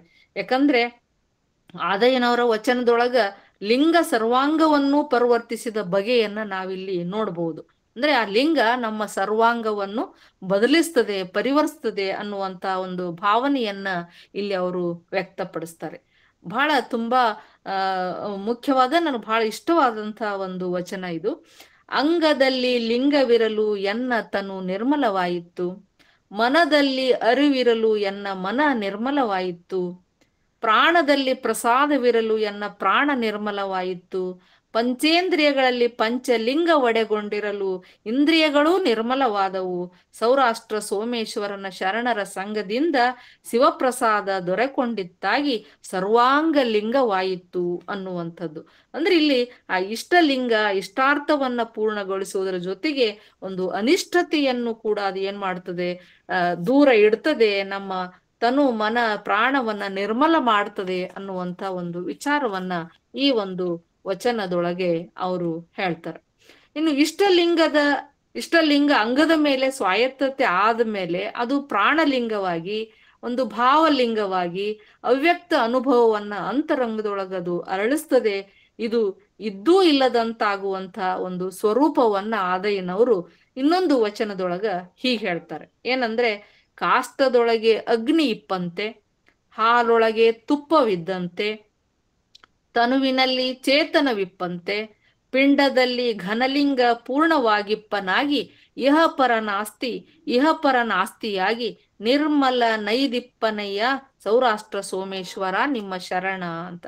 ಅಂದ್ರ ಕಟ್ಟಿಗೆಯೊಳಗಿರುವ ಅಗ್ನಿ ಹೆಂಗ ನಮಗ ಗೊತ್ತಾಗುದಿಲ್ಲ, ಕಟ್ಟಿಗೆಯ ಒಳಗೆ ಅಗ್ನಿ ಇದ್ದರೂ ಕಟ್ಟಿಗೆಯನ್ನೇ ಅದು ಸುಡಲಾರದು, ಹಾಲೊಳಗ ತುಪ್ಪ ಇದ್ರೂ ಅದು ಅದ್ರ ಕಣ್ಣಿಗೆ ಕಾಣಲಾರದು, ಹಾಗೆ ಶರೀರದೊಳಗೆ ಚೇತನ ಇದ್ರೂ ಅದು ನಮಗೆ ಅರಿವಿಗೆ ಬರಲಾರದು, ನಮ್ಗೆ ಅರ್ಥ ಆಗ್ಲಾರದ್ದು. ಇದರಂತೆ ಪಿಂಡದಲ್ಲಿ ಘನಲಿಂಗ ಪೂರ್ಣವಾಗಿ ತುಂಬಿಕೊಂಡಿದ್ದರೂ ಮಾಯೆಯ ಕಾರಣವಾಗಿ ನಮ್ಮ ಅರಿವಿಗೆ ಅದೇನಾಗ್ತಾ ಇಲ್ಲ, ಬರ್ತಾ ಇಲ್ಲ. ಭಗವಂತ ಪ್ರತಿಯೊಂದು ವಸ್ತುವಿನೊಳಗೂ ಕೂಡ ಅಡಗಿರ್ತಾನೆ. ಅವನನ್ನ ಅರಿಬೇಕಾದ್ರೆ ನಾವು ಗುರು ತೋರಿದ ಮಾರ್ಗದೊಳಗ ನಡೆದು ಸತತವಾಗಿ ಅವನ ಕುರಿತು ಧ್ಯಾನ ಮಾಡಬೇಕು. ಮನ ತುಂಬಿ ಒಂದು ಶ್ರದ್ಧಾ ಭಕ್ತಿಯಿಂದ ಅವನನ್ನು ಉಪಾಸಿಸಿ, ಅಂದ್ರೆ ಭಕ್ತಿಯೊಳಗೂ ಹಲವಾರು ಭಕ್ತಿಗಳಿದಾವ್. ಅದು ಡಾಂಬಿಕ ಭಕ್ತಿಗೆ ಎಂದೂ ದೇವರು ಒಲಿಯುವುದಿಲ್ಲ. ಯಾಕಂದ್ರೆ ಬುರುಷಟಗನ ಭಕ್ತಿ ದಿಟವೆಂದು ನಂಬಲು ಬೇಡ, ಮಠದೊಳಗಿನ ಬೆಕ್ಕು ಇಲಿ ಕಂಡು ಪುಟನೆಗೆದಂತಾಯ್ತು ಕಾಣ ರಾಮನಾಥ ಎನ್ನುವ ರೀತಿಯೊಳಗ ಅಂತ ಭಕ್ತಿಗೆ ಶಿವ ಒಲಿಯುವುದಿಲ್ಲ. ನಮ್ಮ ಒಂದು ಶ್ರದ್ಧಾ ಭಕ್ತಿಯಿಂದ ಅವನನ್ನ ಉಪಾಸನೆ ಮಾಡಿದರೆ ಮಾತ್ರ ಅವನು ಖಂಡಿತವಾಗಿ ನಮಗೆ ಒಲಿತಾನೆ ಅನ್ನೋದಕ್ಕೆ ಅನೇಕ ಶರಣರ ಜೀವನ ಚರಿತ್ರೆ ನಮಗ ಸಾಕ್ಷಿಯಾಗಿದೆ, ನಮ್ಮ ಕಣ್ಮುಂದ್ ಸಾಕ್ಷಿಯಾಗಿದೆ. ಇಂಥ ಒಂದು ಅವ್ಯಕ್ತವಾಗಿರುವಂತ ಭಗವಂತ ಭಕ್ತನಿಗೆ ವ್ಯಕ್ತ ಆಗ್ತಾನೆ. ಅವನನ್ನ ಕುರಿತು ಭಕ್ತಿಯಿಂದ ಧ್ಯಾನಿಸಿದ್ರೆ ಗುರು ಮಾರ್ಗದ ಮೂಲಕ ಅವನನ್ನ ಒಲಿಸ್ಕೊಳ್ಬಹುದು ಅನ್ನುವಂತ ಒಂದು ವಿಚಾರವನ್ನ ಇಲ್ಲಿ ಆದಯ್ಯನವರು ತಮ್ಮ ವಚನದೊಳಗೆ ಹೇಳಲಿಕ್ಕೆ ಪ್ರಯತ್ನವನ್ನ ಪಟ್ಟಿದ್ದಾರೆ.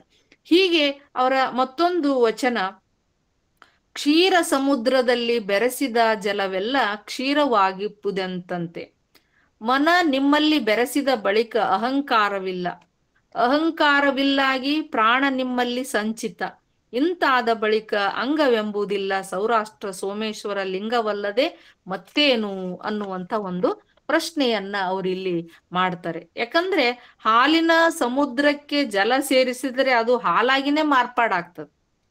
ಹಾಗೆ ಮನಸ್ಸನ್ನ ಲಿಂಗದೊಳಗೆ ಬೆರೆಸಿದರೆ ಅದು ಅಹಂಕಾರ ಸುಟ್ಟು ಹೋಗ್ತದೆ, ಪ್ರಾಣಲಿಂಗದಲ್ಲಿ ಅದು ಐಕ್ಯ ಆಗ್ತದೆ. ಅಂದ ಮೇಲೆ ಅಂಗ ಬೇರೆಯಲ್ಲ, ಲಿಂಗ ಬೇರೆಯಲ್ಲ, ಅದು ಸೌರಾಷ್ಟ್ರ ಸೋಮೇಶ್ವರನೇ ಅನ್ನುವಂತ ಒಂದು ವಿಚಾರವನ್ನ ಅವರು ಈ ಒಂದು ವಚನದೊಳಗ ವ್ಯಕ್ತಪಡಿಸ್ತಾರೆ. ಅದೇ ರೀತಿ ಸಿಗುವಂತ ಇನ್ನೊಂದು ವಚನ ಯಾವುದು ಅಂದ್ರೆ, ಕಣ್ಣು ತನ್ನ ತಾ ಕಾಣಲರಿಯದಂತೆ, ಹಣ್ಣು ತನ್ನ ರುಚಿಯ ತಾನರಿಯದಂತೆ, ಉರಿ ತನ್ನ ಉಷ್ಣವ ತಾನರಿಯದಂತೆ, ಬಯಲು ತನ್ನ ತೆರಪ ತಾನರಿಯದಂತೆ, ಲಿಂಗೈಕ್ಯ ತನ್ನೊಳಗಳ ಲಿಂಗವ ತಾನರಿಯದಂತೆ, ನಾ ಸತ್ಯನೆಂಬ ಹೆಣನಿಲ್ಲವಾಗಿ ತನ್ನ ಮರೆದು ಲಿಂಗವರಿದ ಲಿಂಗೈಕ್ಯರು ಸೌರಾಷ್ಟ್ರ ಸೋಮೇಶ್ವರನಲ್ಲಿ ಅನುಭಾವವ ಮಾಡಲಿಲ್ಲ, ನುಡಿದು ಹೇಳಲಿಲ್ಲ, ನಡೆದು ತೋರಲಿಲ್ಲ ಅನ್ನುವಂತ ಮಾತನ್ನ ಇಲ್ಲಿ ಹೇಳ್ತಾರೆ. ಅಂದ್ರೆ ನಮ್ಮ ಕಣ್ಣು ತನ್ನನ್ನ ತಾನು ನೋಡ್ಲಿಕ್ಕೆ ಸಾಧ್ಯ ಇಲ್ಲ. ನಮ್ಮ ಕಣ್ಣು ಬೇರೆದನ್ನ ನೋಡ್ಬೋದು, ಆದ್ರೆ ನಮ್ಮ ಕಣ್ಣನ್ನ ನಾವೇ ನೋಡ್ಲಿಕ್ಕೆ ಸಾಧ್ಯ ಇಲ್ಲ. ಹಾಗೆ ಹಣ್ಣು ತನ್ನ ರುಚಿಯನ್ನ ತಾನೇ ನೋಡ್ಲಿಕ್ಕೆ ಸಾಧ್ಯ ಇಲ್ಲ, ಅದ್ರ ರುಚಿಯನ್ನ ಬೇರೆಯವರೇ ನೋಡ್ಬೇಕು. ಅದೇ ರೀತಿ ಒಂದು ಉರಿ ತನ್ನಲ್ಲಿರುವಂತ ಉಷ್ಣದ ಆ ಶಕ್ತಿಯನ್ನ ತಾನು ನೋಡ್ಲಿಕ್ಕೆ ಸಾಧ್ಯ ಇಲ್ಲ, ಆ ಶಾಖ ಬೇರೆಯವರಿಗೆ ಆಗ್ಬೇಕು. ಹೀಗೆ ಲಿಂಗೈಕ್ಯ ಆದಂಥವರಿಗೆ ಅಂದ್ರ ತನ್ನ ಮರೆದು ಲಿಂಗವರೆದ ಲಿಂಗೈಕ್ಯರು ಅಂತಂದ್ರೆ ಇದು ಸ್ಥಿತಿಯೊಳಗೆ ಈ ಭಕ್ತ ಸ್ಥಿತಿ, ಪ್ರಸಾದ, ಪ್ರಾಣಿಲಿಂಗಿ, ಕೊನೆಯ ಶರಣ ಐಕ್ಯ ಸ್ಥಿತಿ ಏನಿದೆ, ಕೊನೆಯ ಸ್ಥಿತಿ ಏನಿದೆಯಲ್ಲ, ಆ ಐಕ್ಯ ಸ್ಥಿತಿಗೆ ಹೋದಾಗ ಯಾವುದು ಲಿಂಗ ಭೇದ ಅಲ್ಲ, ಅಂಗ ಭೇದ ಅಲ್ಲ ಅನ್ನುವಂತ ಸ್ಥಿತಿಗೆ ಬಂದಾಗ ಯಾವುದೇ ಒಂದು ಭೇದ ಭಾವ ನಮ್ಮಲ್ಲಿ ಇರುವುದಿಲ್ಲ. ಲಿಂಗ ಐಕ್ಯವಾದ ಮೇಲೆ ಯಾವುದೂ ನಮ್ಮ ಗಮನಕ್ಕೆ ಬರುವುದಿಲ್ಲ ಅನ್ನುವಂತ ಒಂದು ವಿಚಾರವನ್ನ ಅವರು ಈ ಒಂದು ವಚನದಲ್ಲಿ ಹೇಳಲಿಕ್ಕೆ ಪ್ರಯತ್ನವನ್ನ ಪಟ್ಟಿದ್ದಾರೆ.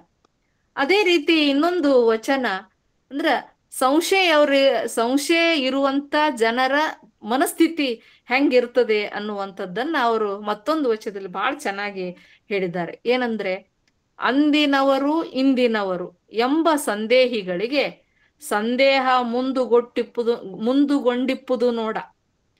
ಅದು ಒಂದು ಪರಿ, ಇದು ಒಂದು ಪರಿಯೇ. ಗುರು ಲಿಂಗ ಜಂಗಮ ಅದೊಂದು ಪರಿ, ಇದೊಂದು ಪರಿಯೇ. ಪಾದೋದಕ ಪ್ರಸಾದ ಅದೊಂದು ಪರಿ, ಇದೊಂದು ಪರಿಯೇ.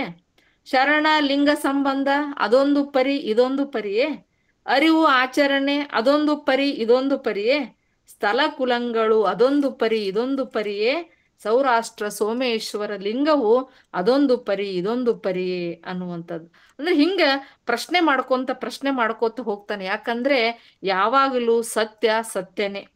ಯಾವ ಕಾಲಕ್ಕೂ ಕೂಡ ಏನು ಅಂತಂದ್ರೆ ಗುರುಲಿಂಗ ಜಂಗಮದ ಅರ್ಥವೂ ಒಂದೇ, ಪಾದೋದಕ ಪ್ರಸಾದ ಅರ್ಥವೂ ಒಂದೇ, ಶರಣಲಿಂಗ ಸಂಬಂಧವೂ ಒಂದೇ, ಅರಿವು ಆಚರಣೆಯ ಅರ್ಥವೂ ಒಂದೇ.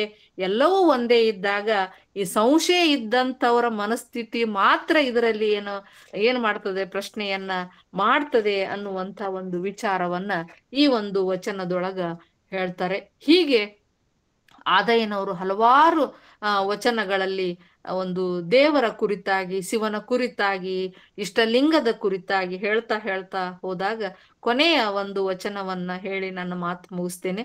ಇಲ್ಲಿ ಶಿವನ ಮನಸ್ಸು ಒಂದು ವಿಶಾಲವಾದಂಥದ್ದು. ದೇವ ಯಾವಾಗಲೂ ಭಕ್ತರ ಕಾಮಧೇನು, ಯಾವಾಗ್ಲೂ ಬೇಡಿದ್ದನ್ನ ಇಲ್ಲ ಅನ್ನುವುದಿಲ್ಲ. ಆದ್ರ ನಾವು ಯಾವ ರೀತಿ ಬೇಡ್ತೀವಿ ಅನ್ನುವಂಥದ್ದು ಬಹಳ ಮುಖ್ಯ ಅನ್ನುವಂಥದ್ದನ್ನ ಅವರು ಒಂದು ವಚನದೊಳಗ ಬಹಳ ಸುಂದರವಾಗಿ ಹೇಳಿದ್ದಾರೆ. ಏನಂದ್ರೆ, ಅಯ್ಯ ನಿಮ್ಮ ನೆನ್ನ ಕರಸ್ಥಲದಲ್ಲಿ ಧರಿಸಿದಡೆ ನೀವೆನ್ನ ಮನಸ್ಥಲವನ್ನೆಡೆಗೊಂಡುದ ನಾನೇನೆಂಬೆನಯ್ಯ. ಅಯ್ಯ ನಿನ್ನ ಪಂಚಮುಖದಲ್ಲಿ ಧರಿಸಿದಡೆ ನೀನೆನ್ನ ಸರ್ವಾಂಗವನ್ನ ಆಗ್ರಹಿಸಿಕೊಂಡುದ ನಾನೇನೆಂಬೆನಯ್ಯ. ಅಯ್ಯ ನಿಮ್ಮನೆನ್ನ ಅರಿವಿನಲ್ಲಿ ಬೈಚಿಟ್ಟಡೆ ನೀವೆನ್ನ ನಿರ್ಭಾವದಲ್ಲಿ ನೆಲೆಗೊಂಡಡೆ ನಾನೇನೆಂಬೆನಯ್ಯ. ಸೌರಾಷ್ಟ್ರ ಸೋಮೇಶ್ವರ ನಿಮ್ಮ ಮುಟ್ಟಿ ಹಮ್ಮುಗೆಟ್ಟುದ ನಾನೇನೆಂಬೆನಯ್ಯ. ನೋಡಿ, ಬಹಳ ಸುಂದರ. ಅಂದ್ರೆ ಸ್ವಲ್ಪ ಕೇಳಿದ್ರು ಜಾಸ್ತಿ ಕೊಡ್ತಾನ ಅಂತ ಶಿವ. ನಿಮ್ಮ ಕರಸ್ಥಳದೊಳಗ ನಾ ಧರಿಸ್ಬೇಕಂದ್ರೆ ನೀನ್ ನನ್ನ ಮನಸ್ಸಿನೊಳಗನ ನೆಲೆಸ್ಬಿಟ್ಟಿಯ. ನಿನ್ನ ನಾನು ಪಂಚೇಂದ್ರಿಯಗಳಲ್ಲಿ ಧರಿಸ್ಬೇಕಂದ್ರೆ ನೀನು ನನ್ನ ಸರ್ವಾಂಗವನ್ನೇ ಗ್ರಹಿಸ್ಬಿಟ್ಟಿಯ. ನನ್ನ ಅರಿವಿನೊಳಗ ನಿನ್ನ ಬಚ್ಚಿಟ್ಕೋಬೇಕಂದ್ರೆ ನೀನು ನನ್ನ ನಿರ್ಭಾವದಲ್ಲೇ ನೆಲ್ಗೊಂಡ್ಬಿಟ್ಟಿಯ. ನಿನ್ನ ಮುಟ್ಟಿ ನಾನು ಹಮ್ಮೆಗೆಟ್ಟೆ ಅನ್ನುವಂಥದ್ದು. ಅಂದ್ರೆ ಇಲ್ಲಿ ಹಮ್ಮು ಅಂತಂದ್ರೆ ಒಂದು ರೀತಿಯ ಅಹಂಕಾರ ಇರ್ಬೋದೇನೋ ಅಂತ ಒಂದು ವಿಚಾರ ಬರ್ತದೆ. ಆದ್ರೆ ಇದು ಒಂದು ಸಾತ್ವಿಕ ಅಹಂಕಾರ ಅಂತ ಹೇಳಲಿಕ್ಕೆ ಇಷ್ಟಪಡ್ತೀನಿ ನಾನು. ಯಾಕಂದ್ರೆ ಆ ದೇವರ ಬಗ್ಗೆ ಇರುವಂತ ಅವರು ಒಂದು ಅಭಿಪ್ರಾಯ, ಅವನ ಬಗ್ಗೆ ಇರುವಂತ ಒಂದು ಸಾಮೀಪ್ಯ, ಅವನ ಬಗ್ಗೆ ಇರುವಂತ ಒಂದು ವಿಶ್ವಾಸ, ನಂಬಿಕೆ ಏನಿದೆಯಲ್ಲ, ಇದು ಆದಯ್ಯನವರು ಹೇಳ್ತಾ ಹೋಗ್ತಾರೆ. ಹೀಗೆ ಆದಯ್ಯನವರು ಅಂಗ ಲಿಂಗ ಸಂಬಂಧ, ಆತ್ಮ ಪರಮಾತ್ಮನ ಸಂಬಂಧ, ಹೀಗೆ ಹಲವಾರು ವಿಚಾರಗಳನ್ನು ಇಟ್ಕೊಂಡು ಒಟ್ಟು 403 ವಚನಗಳನ್ನ ಅವರು ರಚಿಸಿದ್ದನ್ನ ನಾವು ನೋಡ್ತೇವೆ. ಅಂಥ ಅದ್ಭುತ ಅಪ್ರತಿಮ ಶರಣನ ವಚನಗಳನ್ನ ನಾವು ಇದುವರೆಗೆ ಓದದೆ ನಮ್ಮ ಜೀವನವನ್ನ ನಾವು ನಿರರ್ಥಕ ಮಾಡಿಕೊಂಡ್ವೇನೋ ಅನ್ನುವ ಒಂದು ಭಾವ ನನ್ನಲ್ಲಿ ಬಂತು. ನಿಜವಾಗಿ ಆದಯ್ಯನವರ ಕುರಿತು ನನಗೆ ಮಾತಾಡ್ಲಿಕ್ಕೆ ಕೊಟ್ಟಿದ್ದಕ್ಕೆ ನಾನು ಒಂದಿಷ್ಟು ಅಧ್ಯಯನ ಮಾಡಿ ಕೆಲವು ವಿಚಾರಗಳನ್ನ ತಿಳ್ಕೊಳ್ಳಿಕ್ಕೆ ನನಗೆ ಬಹಳಷ್ಟು ಅನುಕೂಲ ಆಯ್ತು. ಹೀಗಾಗಿ ಆ ಒಂದು ಎಲ್ಲ ಡಾಕ್ಟರ್ ಶಶಿಕಾಂತ್ ಪಟ್ಟಣ್ ಸರ್ ಅವರಿಗೆ ಮತ್ತು ಇಲ್ಲಿರುವಂತ ಎಲ್ಲ ಹಿರಿಯ ಮನಸ್ಸುಗಳಿಗೆ, ಎಲ್ಲ ಶರಣು ಶರಣೆಯರಿಗೆ ಈ ಅವಕಾಶಕ್ಕಾಗಿ ಧನ್ಯವಾದಗಳನ್ನ ಅರ್ಪಿಸಿ ನನ್ನೆರಡು ಮಾತುಗಳನ್ನ ಮುಗಿಸ್ತೇನೆ. ಆದ್ರೆ ಇನ್ನೂ ಅನೇಕ ವಿಚಾರಗಳನ್ನ ಆದಯ್ಯನವರು ಕುರಿತು ಇಲ್ಲಿ ಹಿರಿಯರು ತಿಳಿದವರು ಹೇಳಿದ್ರೆ ನಾನು ಕೂಡ ಅದನ್ನ ನನ್ನ ಒಂದು ಲೇಖನಕ್ಕೆ ಜೋಡಿಸ್ಕೊಳ್ತೇನೆ ಅನ್ನುವಂಥ ಒಂದು ಧನ್ಯತಾ ಭಾವನೆಯಿಂದ ನನ್ನೆರಡು ಮಾತುಗಳನ್ನು ಮುಗಿಸ್ತೇನೆ. ಶರಣು ಶರಣಾರ್ಥಿ. ಶರಣಾರ್ಥಿಗಳು. ಶರಣಮ್ಮ ಗೋರೆಬಾಳ್ ಅವರು ಬಹಳ ಆಳವಾಗಿ ಅಧ್ಯಯನ ಮಾಡಿ ತಮ್ಮ ಒಂದು ವಿದ್ವತ್ಪೂರ್ಣವಾದಂತಹ ಉಪನ್ಯಾಸವನ್ನ ಇಂದಿನ ಅನುಭವಗೋಷ್ಠಿಯಲ್ಲಿ ಪ್ರಸ್ತುತಪಡಿಸಿದ್ದು ನಿಜವಾಗಿಯೂ ತುಂಬಾ ಸಂತಸದ ಸಂಗತಿ. ಇನ್ನು ಸಾಕಷ್ಟು ಆದಾವ ನಮ್ಮ ಜ್ವಾಳ ಉಳಿದಾವ ನಮ್ಮ ಹಾಡ ಅನ್ನಂಗ ಇಲ್ಲಿ ಸಮಯ ಪ್ರಜ್ಞೆಯನ್ನು ಇಟ್ಕೊಂಡು ಪ್ರಮುಖವಾದ ವಚನಗಳನ್ನ ಆಧರಿಸಿ ತಮ್ಮ ಒಂದು ಅಮೂಲ್ಯ ವಿಚಾರಧಾರೆಗಳನ್ನ ನಮ್ಮೆಲ್ಲರೊಂದಿಗೆ ಹಂಚಿಕೊಂಡದ್ದಕ್ಕಾಗಿ ಅವರಿಗೆ ವೇದಿಕೆಯ ಪರವಾಗಿ ಶರಣಾರ್ಥಿಗಳ ಧನ್ಯವಾದಗಳು. ಈಗ ದತ್ತಿ ದಾಸೋಹಿಗಳ ಪರವಾಗಿ ಸುಧಾ ಪಾಟೀಲ್ ಯಾರಾದ್ರೂ ಮಾತಾಡ್ತಾರ್ರಿ? ಇಲ್ರಿ, ನಾ ಏನ್ ಮಾತಾಡ್ದಿಲ್ರಿ. ಸಂಗಮೇಶ್ ಕರಾಳ್ ಸರ್ ಮಾತಾಡ್ತಾರೆ. ಮಾತಾಡ್ಬೋದನ್ರಿ? ಸಂಗಮೇಶ್ ಮಾತಾಡಿ ಸರ್. ಸಂಗಮೇಶ್ ಅಣ್ಣ ಅವರಿಂದ ಅನಿಸಿಕೆಗಳು. ಸರ್ವರಿಗೂ ಶರಣಾರ್ಥಿಗಳು.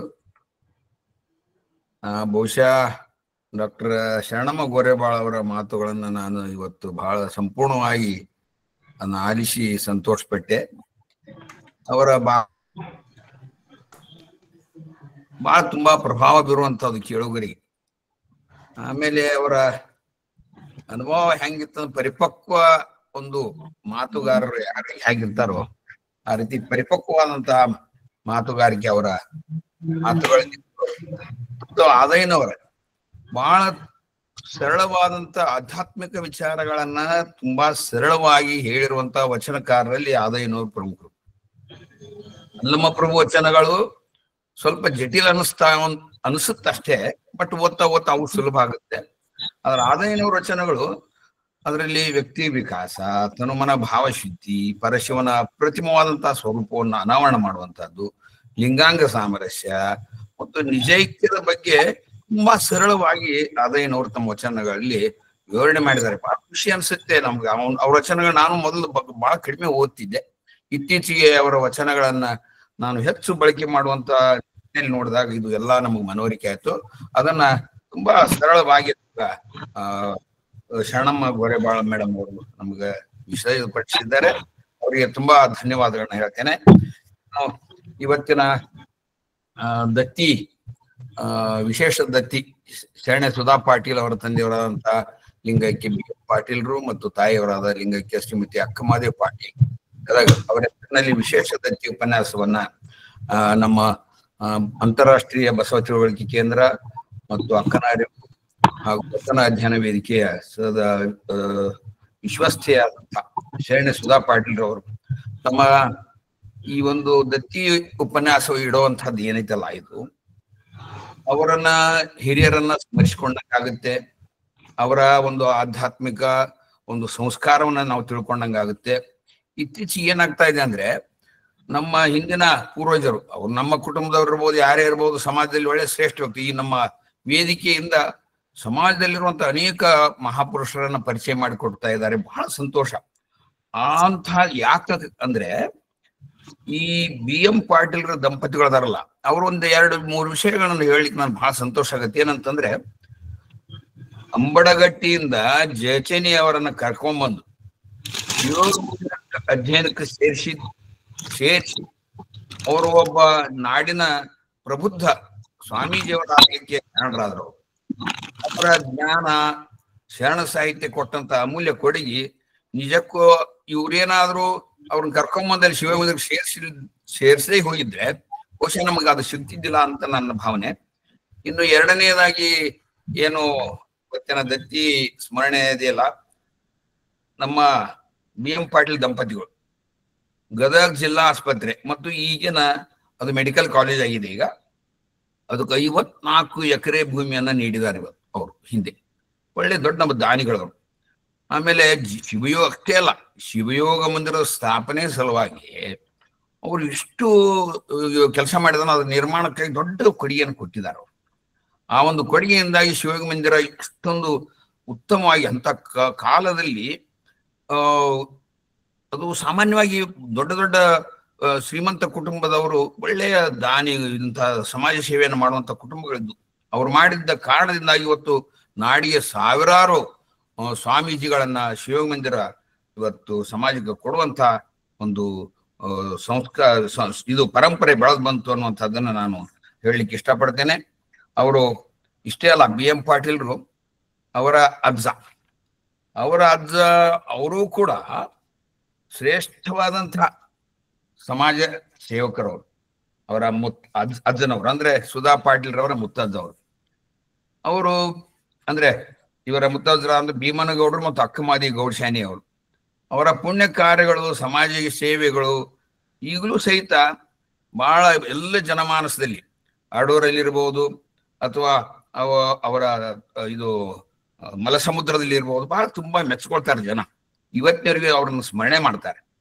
ಅಂತಹ ಒಂದು ಸೇವೆಯನ್ನು ಮಾಡಿದವರನ್ನ ಅದೇ ಮರಿಮೊಮ್ಮಗಳು ಸುಧಾ ಪಾಟೀಲ್ರು ಇವತ್ತು ಮುಂದುವರ್ಸ್ಕೊಂಡು ಇದು ಒಂದು ಅವ್ರನ್ನ ಸ್ಮರಣೆನೂ ಮಾಡಿದಂಗಾತು, ಮುಂದಿನ ಪೀಳಿಗೆಗೆ ಪ್ರೇರಣೆ ಆಗುವಂತ ರೀತಿಯಲ್ಲಿ ಅಂತ ಉಪನ್ಯಾಸಗಳನ್ನು ಕೊಡುವಂತ ನಿಟ್ಟಿನಲ್ಲಿ ಅವರು ದಾಸೋಹ ಮಾಡಿದ್ದಾರೆ.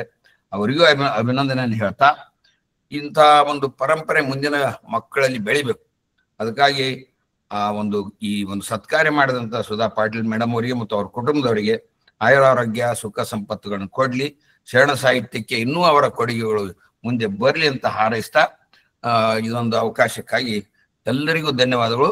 ಡಾಕ್ಟರ್ ಶಶಿಕಾಂತ್ ಪಟ್ಟಣ್ ಸರ್ ಅವರು ಅವರು ಈ ಒಂದು ಮೆಸೇಜ್ ಹಾಕಿದ ವಾಟ್ಸಪ್ನಲ್ಲಿ, ನನಗೆ ಅವ್ರ ಬಗ್ಗೆ ಹೊಗಳ್ಬೇಕನ್ನು ಮತ್ತೆ ಮುಜುಗರ ಆಗ್ತದೆ. ಆದ್ರೆ ನಿಜವಾಗಿ ಅವ್ರು ಮಾಡ್ತಾ ಇರುವಂತ ಕೆಲಸ, ಸಂಗೀತಗಾರರನ್ನ, ಸಾಹಿತಿಗಳನ್ನ, ಶರಣ ಸಾಹಿತಿಗಳನ್ನ, ಅನೇಕ ಪ್ರತಿಭೆಗಳನ್ನ ಈ ವೇದಿಕೆಯ ಮುಖಾಂತರ ನಮಗೆ ಒಬ್ಬರಿಗೊಬ್ಬರಿಗೆ ಪರಿಚಯ ಮಾಡಿಕೊಡ್ತಾ ಇದಾರಲ್ಲ. ಸಂಶೋಧಕರಿದ್ದಾರೆ, ಪ್ರಾಚ್ಯ ವಸ್ತು ಸಂಶೋಧಕರಿದ್ದಾರೆ, ಅನೇಕ ಉಪಕುಲಪತಿಗಳಿದ್ದಾರೆ. ಎಲ್ಲರನ್ನು ನಮ್ಮನ್ನು ಕೂಡಿಸುವಂತ ಕೆಲಸ ಮಾಡಿದಾರಲ್ಲ, ಜೋಡಿಸುವಂತ ಕೆಲಸ ಮಾಡಿದಾರ. ಅವರಿಗೆ ಎಲ್ಲರ ಪರವಾಗಿ ನಾನು ಧನ್ಯವಾದಗಳನ್ನ ಹೇಳ್ತಾ ಶರಣಾರ್ಥಿ. ಶರಣಾರ್ಥಿ ಅಣ್ಣವ್ರೆ, ಬಹಳ ಒಳ್ಳೆ ಉತ್ತಮವಾದಂತ ಅಮೂಲ್ಯ ವಿಚಾರಗಳನ್ನ ನಮ್ಮೊಂದಿಗೆ ಹಂಚಿಕೊಂಡದ್ದಕ್ಕಾಗಿ ವೇದಿಕೆ ಪರವಾಗಿ ತಮಗೆ ಕೃತಜ್ಞತೆಗಳು. ಇವತ್ತಿನ ದತ್ತಿ ದಾಸೋಹಿಗಳು ನಮ್ಮ ಗದಗ ಜಿಲ್ಲೆಯವರು, ಗದಗ್ನವರು ಅನ್ನುವಂತ ಹೆಮ್ಮೆ ನಮಗೂ ತುಂಬಾ ಖುಷಿ ಇಲ್ಲಿ ವರ್ಧಿಸಿರುವಂತಹದ್ದು. ಅದಕ್ಕಾಗಿ ಸುಧಾ ಪಾಟೀಲ್ ಅವರು ನನಗೆ ಈ ಒಂದು ಜವಾಬ್ದಾರಿಯನ್ನ ಕೊಟ್ಟದ್ದು ಕೂಡ ತುಂಬಾ ಸಂತಸವನ್ನ ತಂದಿರುವಂತಹದ್ದು. ಇಲ್ಲಿ ಆದಯ್ಯನವರ ನನಗೆ ಒಂದು ವಚನ ಬಹಳ ಇಷ್ಟವಾದದ್ದ ವಚನ ತಮ್ಮ ಗಮನಕ್ಕೆ ತರ್ತಾ ಇದ್ದೀನಿ. ಬಹಳ ವಚನ ಇದ್ದದಕ್ಕೆ ಶರಣಮ್ಮ ಅವರು ಈ ವಚನ ಪ್ರಸ್ತಾಪ ಮಾಡಲಿಲ್ಲ, ತಮ್ಮ ಗಮನಕ್ಕೆ ತರೋದಕ್ಕೆ ಇಷ್ಟಪಡ್ತಾ ಇದ್ದೇನೆ. ಮುತ್ತು ನೀರೊಳಗೆ ಹುಟ್ಟಿ ಮತ್ತೆ ನೀರಾಗದಂತೆ, ತಿಳಿಯ ಕಾಸಿದ ತುಪ್ಪ ಕ್ಷೀರವಾಗದಂತೆ, ತೊಟ್ಟು ಬಿಟ್ಟ ಹಣ್ಣು ಹೂ ಮಿಡಿಯಾಗದಂತೆ, ಸಂಸಾರದಲ್ಲಿ ಹುಟ್ಟಿ ಅದ ಹದ್ದದೆ ಸ್ವಯಂ ಪ್ರಕಾಶಲಿಂಗದ ಬೆಳಗಿನಲ್ಲಿ ಬೆಳೆದು ತಲ್ಲೀನವಾಗಿರ್ದರಯ್ಯ ಸೌರಾಷ್ಟ್ರ ಸೋಮೇಶ್ವರ ನಿಮ್ಮ ಶರಣರು. ನೋಡ್ರಿ, ಮುತ್ತು ನೀರೊಳಗ ಹುಡ್ತಾ ಇದ್, ಸ್ವಾತಿ ಮುತ್ತಿನ ಮಳೆ ಹನಿ, ಎಲ್ಲಾ ಸ್ವಾತಿ ಮುತ್ತು ಮಳೆ ಹನಿಯು ಮುತ್ತು ಆಗಲ್ಲ ಖರೆ, ಆದ್ರೆ ಕೆಲವೊಂದು ಮಾತ್ರ ಸ್ವಾತಿ ಮುತ್ತಿನ ಮಳೆ ಮುತ್ತು ಆಗ್ತಾ ಇದೆ ಅನ್ನುವಂತಹ ವಿಷಯವನ್ನ ಕುರಿತು ಇಲ್ಲಿ ಪ್ರಸ್ತಾಪ ಮಾಡಿದ್ದಾರೆ. ಮುತ್ತು ನೀರೊಳಗ ಹುಡ್ತಾ ಇದೆ, ಮತ್ತದು ನೀರಾಗುದಿಲ್ಲ, ಮುತ್ತಾಗೆ ಉಳಿತಾ ಇದೆ. ತಿಳಿಗೆ ಕಾಸಿದಂತಹ ತುಪ್ಪ ಅದು ಕ್ಷೀರ ಆಗುದಿಲ್ಲ, ಹಾಲಿನೊಳಗ ತುಪ್ಪ ಇರ್ತಾ ಇದೆ, ಅದು ಮತ್ತೆ ಹಾಲಾಗುದಿಲ್ಲ, ತುಪ್ಪವಾಗಿ ಉಳಿತಾ ಇದೆ. ತೊಟ್ಟು ಬಿಟ್ಟ ಹಣ್ಣು ಹೂ ಮಿಡಿ ಆಗದಂತೆ, ನೋಡ್ರಿ ಗಿಡದೊಳಗ ತೊಟ್ಟು ಬಿಡ್ತಾ ಇದೆ, ಹಣ್ಣಾಗ್ತಾ ಇದೆ, ಹೂ ಆಗ್ತಾ ಇದೆ, ಮಿಡಿ ಆಗ್ತಾ ಇದೆ, ಅದು ಹೊಳ್ಳಿ ಮಿಡಿ ಆಗುವುದಿಲ್ಲ ಅನ್ನುವಂತಹ ವಿಷಯ. ಹಾಗೆ ನಾವು ಕೂಡ ಅದೇ ಶರಣರ ಮಾರ್ಗದರ್ಶನದಂತೆ ಸಂಸಾರದಲ್ಲಿ ಹುಟ್ಟಿ ನಾವು ಕೆಸರಿನ ಕಮಲದಂತೆ ಆಗ್ಬೇಕು, ಸ್ವಯಂ ಪ್ರಕಾಶಲಿಂಗದ ಬೆಳಗಿನಲ್ಲೂ ನಾವು ಬೆಳೆದು ತಲ್ಲೀನ ಆಗ್ಬೇಕು ಅನ್ನುವಂತಹ ಒಂದು ಸಂದೇಶವನ್ನ ಇಲ್ಲಿ ಶರಣ ಅದೇನವರು ಕೊಟ್ಟದ್ದನ್ನ ನಾನು ಬಹಳ ಮೆಚ್ಚಿಯಾದಂತಹ ಒಂದು ಈ ವಚನವನ್ನ ತಮ್ಮೆದುರಿಗೆ ನಾನು ಇಲ್ಲಿ ಪ್ರಸ್ತುತ ಪಡಿಸ್ತಾ ಇದ್ದೇನೆ. ಈಗ ಮುಂದಿನದಾಗಿ ಮಾರ್ಗದರ್ಶಕರಾದಂತಹ ನಮ್ಮ ಸಂಘಟನೆಯ ರೂವಾರಿಗಳಾದಂತಹ ಸಂಸ್ಥಾಪಕ ಇವರು ರತ್ನಮ್ಮ ಕಾದ್ರೋಳಿ ಅವರು ಹ್ಯಾಂಡ್ ರೈಸ್ ಮಾಡ್ಯಾರ. ರತ್ನಮ್ಮ ಕಾದ್ರೋಳಿ ಅವರು ತಮ್ಮ ಅನಿಸಿಕೆಗಳನ್ನ ಸಂಕ್ಷಿಪ್ತವಾಗಿ ಹಂಚ್ಕೊಳ್ಬೇಕಂತ ಹೇಳಿ ಅವರಲ್ಲಿ ನಾನು ಕೇಳ್ಕೊಳ್ತಾ ಇದ್ದೇನೆ. ಓಂ ಶ್ರೀ ಗುರು ಬಸವಲಿಂಗಾಯ ನಮಃ. ಸರ್ವರಿಗೂ ಶರಣಾರ್ಥಿಗಳು. ಇವತ್ತಿನ ದತ್ತಿ ಉಪನ್ಯಾಸ ದತ್ತಿ ದಾನಿಗಳಿಗೂ ತುಂಬಾ ಸಂತೃಪ್ತಿಯನ್ನ ತಂದುಕೊಟ್ಟಿದೆ ಅಂತ ಹೇಳ್ಬೋದು. ನಮ್ಮ ಶರಣಮ್ಮ ಗೋರೆಬಾಳ್ ಮೇಡಮ್ ಅವರು ಅದು ಆದಯ್ಯನವ್ರ ಬಗ್ಗೆ ಹೇಳ್ತಾ ಹೋಗಿದ್ದು ಹೆಂಗಿತ್ತಂದ್ರೆ ಒಂದ್ ಮಗುನ ಮುಂದೆ ಕೂರಿಸ್ಕೊಂಡು ಅವ್ರ ಬಗ್ಗೆ ಹೇಳ್ದಂಗಿತ್ತು. ಬಹಳ ಚೆನ್ನಾಗಿತ್ತು. ನಾನ್ ಪ್ರಾರಂಭದಿಂದ ಕೇಳಿದೆ. ಆದಯ್ಯನವರು ಸಾಧಿಸಿದಂತಹ ಸಾಧನೆ ಮತ್ತೆ ಅವರ ಭಕ್ತಿ ನಿಷ್ಠೆ, ಅವ್ರ ವಚನಗಳಲ್ಲಿ ಎಲ್ಲ ಶಟಸ್ಥಲ, ಪಂಚಾಚಾರ, ಅಷ್ಟಾವರಣ ಒಂದೊಂದಾಗಿ ಬಂದಿದ್ದಾವೆ. ಒಂದೊಂದು ವಚನಗಳು ಒಂದೊಂದಕ್ಕೆ ಮೀಸಲಾಗಿದ್ದಾವೆ.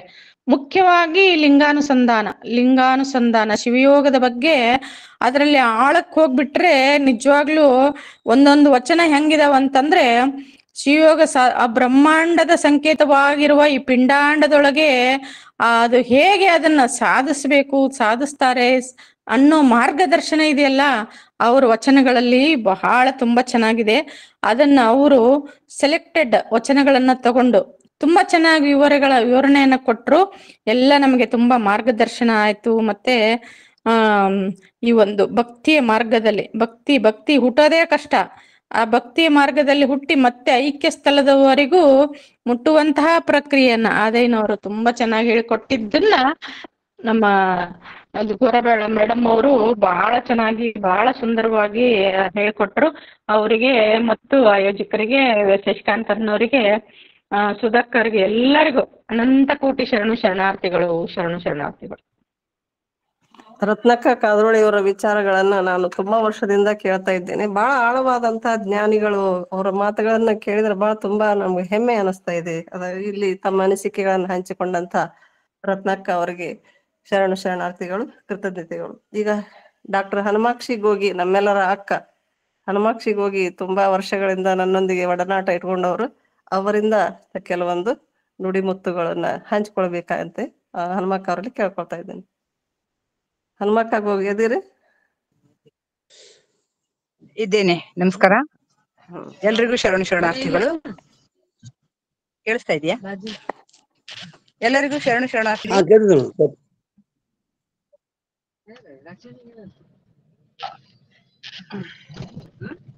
ಇವತ್ತು ಶರಣಮ್ಮ ಗೋರೆಬಾಳ್ ಅವರು ಮಾತಾಡುವಾಗ ನಾನು ಇರ್ಲಿಲ್ಲ. ಕೊನೆ 10 ನಿಮಿಷಗಳಲ್ಲಿ ಮಾತ್ರ ನಾನು ಕೇಳಿದೆ. ಸೌರಾಷ್ಟ್ರದ ಸೋಮನಾಥ ಅನ್ನೋದ್ರ ಬಗ್ಗೆ ಅವರು ವಿವರಿಸ್ತಾ ಹೋಗಿದ್ರು ಅಂತ ಅನ್ಸುತ್ತೆ. ಆ ಸೌರಾಷ್ಟ್ರ ಯಾವುದು ಅಂತ ಅನ್ನೋದ್ರ ಬಗ್ಗೆ ಅವ್ರು ಸ್ವಲ್ಪ ವಿವರಣೆ ಕೊಟ್ಟರೆ ಸಂತೋಷ. ಮೇಡಮ್ ಅವ್ರು ಗುಜರಾತದ ಸೌರಾಷ್ಟ್ರ ಅಂತ ಹೇಳಿದಾರೆ. ಯಾವ್ದು ಗುಜರಾತದ ಸೌರಾಷ್ಟ್ರನ? ಹೌದೌದು ಎಲ್ಲ ಅಲ್ಲ ಅವ್ರು ಹೇಳಿದಾರೆ. ಈಗ ನೀವು ಲೇಟ್ ಆಗಿ ಬಂದಿರಬಹುದು. ವಿವರಣೆಯಾಗಿ ಬರ್ತಕ್ಕಂಥದ್ದು ಅನ್ನಕ್ಕಿಂತ ಎಲ್ಲರೂ ಕೂಡ ಆದಾಯ ಗುಜರಾತದವನ ಮೂಲದವನು, ಗುಜರಾತದ ಸೌರಾಷ್ಟ್ರ ಸೋಮೇಶ್ವರ ಅಂತಕ್ಕಂಥದ್ದು ಎಲ್ಲರೂ ಹೇಳಿದಾರೆ. ಆದ್ರೆ ಗದಗ್ ಹತ್ರ ಇರುವಂತಹ ಸೊರಟೂರಿಗೂ ಕೂಡ ಸೌರಾಷ್ಟ್ರ ಅನ್ನುವ ಹೆಸರಿತ್ತು. ಹಾಗಾಗಿ ಆತ ಸೊರಟೂರಿನ ಸೋಮನಾಥನ ಭಕ್ತ ಅಂತ ಹೇಳಿ ಒಂದಷ್ಟು ವಿಚಾರಗಳು ಇವೆ. ಅದ್ರ ಬಗ್ಗೆನೂ ಕೂಡ ಅವ್ರು ಸ್ವಲ್ಪ ಗಮನ ಕೊಟ್ರೆ ಒಳ್ಳೇದು ಅಂತ ನನಗೆ ಅನ್ನಿಸ್ತದೆ. ಖಂಡಿತ ನೋಡೋಣ ಇದನ್ನ. ಈ ವಿಚಾರ ನಮ್ಗೆ ಯಾರಿಗೂ ಗೊತ್ತಿರ್ಲಿಲ್ಲ. ಕಲಬುರ್ಗಿಯವರಾಗ್ಲಿ ರಾಜೂರವರಾಗ್ಲಿ ಯಾರು ಇದನ್ನ ಉಲ್ಲೇಖ ಮಾಡಿಲ್ಲ ಮೇಡಮ್. ಇದೆ ಕೆಲವು ಕಡೆ ಶರಣಾರ್ಥಿಗಳು ಅವರು ಇಲ್ಲಿ ಸ್ಥಾಪನೆ ಮಾಡಿದ್ದಾರೆ ಮೇಡಮ್. ಸೌರಾಷ್ಟ್ರ ಗುಜರಾತ್ ಕರೆಕ್ಟ್. ಅವ್ರು ಇಲ್ಲಿ ಸ್ಥಾಪನೆ ಮಾಡಿದ್ದಾರೆ ಅದನ್ನ. ಅದಕ್ಕೆ ಅವರಿಗೆ ಸೌರಾಷ್ಟ್ರ ಅಂತ ಹೆಸರು ಬಂದಿದೆ.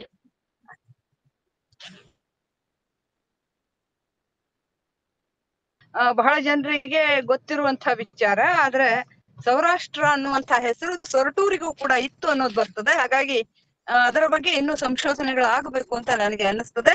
ಆ ವಿಚಾರವನ್ನು ಕೂಡ ಶರಣಮ್ಮ ಗೋರೆಬಾಳ್ ಅವರು ಗಮನಿಸ್ಬೇಕು ಅಂತ ನನ್ನ ಆಸೆ ಅಷ್ಟೇ.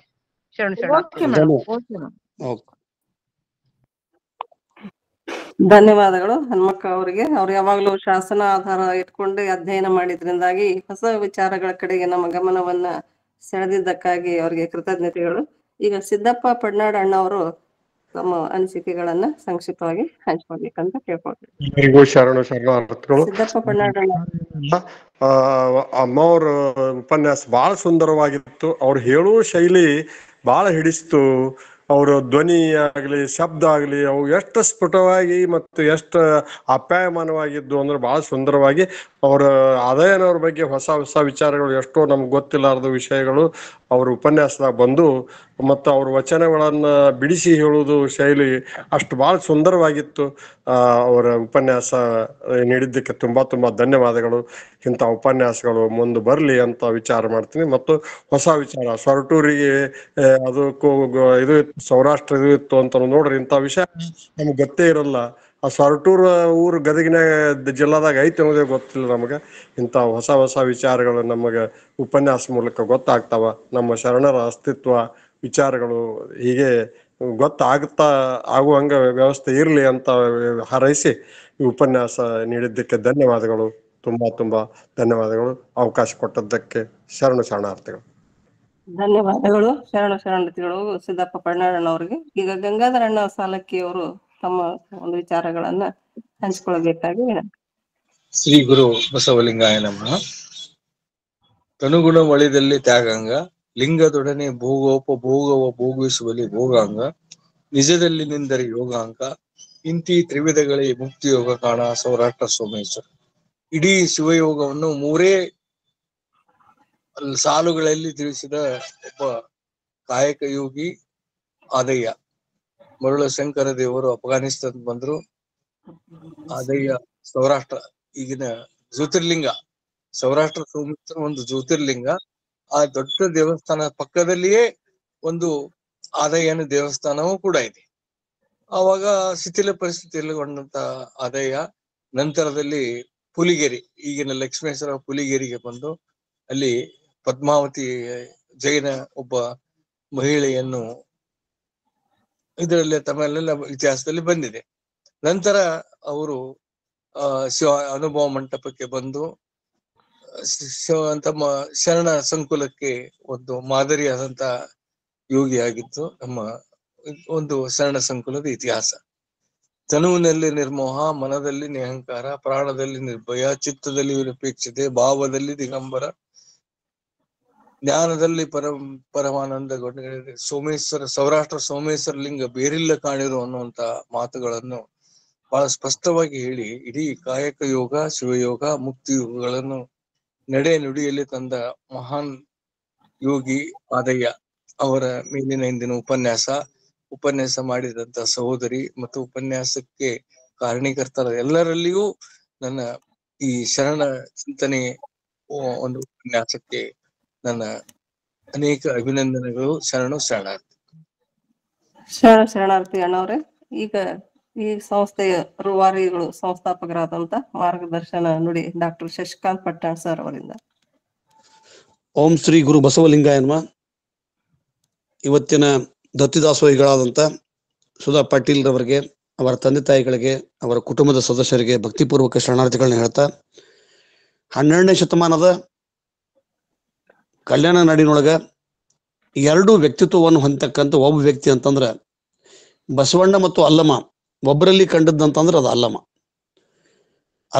ಅಲ್ಲಮ ಮತ್ತು ಬಸವಣ್ಣನನ್ನ ಒಂದೇ ವ್ಯಕ್ತಿತ್ವ ಕಂಡದಂದ್ರೆ ಆದಾಯನ ಬಗ್ಗೆ ನಾನು ಕ್ಷೇತ್ರ ಕಾರ್ಯ ಮಾಡಿದೆ. ಆದಾಯನ ಬಗ್ಗೆ ಸಾಕಷ್ಟು 403 ವಚನಗಳನ್ನು ನೋಡಿದಾಗ ಬಹುಶಃ ಬಹಳ ಕಡಿಮೆ ವಚನಗಳು ಪ್ರಕ್ಷಿಪ್ತ ಆಗಿತ್ತಂದ್ರೆ ಅದು ಆದಾಯ ಮತ್ತು ಜಡರಾಶಿಮಯ್ಯ, ಅರಿವಿನ ಮಾರಿ ತಂದೆ, ಆಮೇಲೆ ಗಜೇಶ ಮಸಣಯ್ಯ. ನನ್ನ ಉದ್ದೇಶ ಅಂದ್ರೆ ಇಲ್ಲಿ ಏನೈತಂದ್ರ ಯಾವ ವಿಚಾರಗಳನ್ನ ಸ್ಪಷ್ಟವಾಗಿ ಇಟ್ಕೊಂಡು ಅವ್ರು ನೇರವಾಗಿ ಪ್ರತಿಪಾದನೆ ಮಾಡಿದ್ರು. ಹಿಂಗಾಗಿ ಅಲ್ಲಿ ಅವರ ಚಿಂತನೆಗಳನ್ನ ನಾವು ನೋಡ್ತಕ್ಕಂಥ ಚಿಂತನೆಗಳನ್ನ ಅಲ್ಲಮ ಆದಯ್ಯ ಇವರಿಬ್ಬರ ವಿಧಾನ ನೋಡಿದಾಗ ನೋಡ್ರಿ, ಅಲ್ಲಮನ ವಚನದಾಗ ಪ್ರಕ್ಷಿಪ್ತ ಅದು, ಚಣ್ಣ ಬಸವಣ್ಣನ ವಚನದಾಗ ಸಾಕಷ್ಟು ಆಗ್ಯಾವ, ಸಿದ್ದರಾಮನ ವಚನದಾಗ ಆಗ್ಯಾವ, ಬಸವಣ್ಣನವರ ವಚನದಾಗ ಆಗ್ಯಾವ.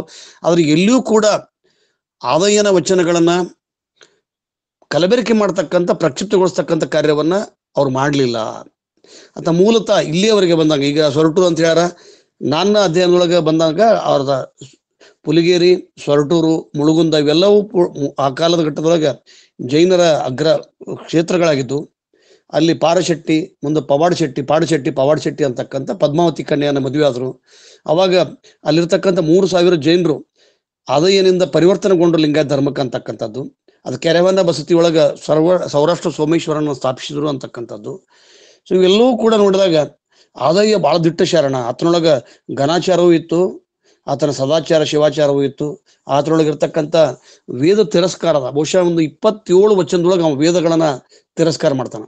ವೇದದಿಂದ ಹರಿಯದರು, ಶಾಸ್ತ್ರದಿಂದ ಸುಳಿಯದರು, ಸೌರಾಷ್ಟ್ರ ಸೋಮೇಶ್ವರವೆಂಬ ಲಿಂಗವ ಕೈಯಲ್ಲಿ ಹಿಡಿದು ಶಬ್ದಕ್ಕೆ ಬಳಲಿದಂತೆ ನೋಡ ಅಂತಕ್ಕಂಥ ಎಷ್ಟು ವ್ಯವಸ್ಥಿತ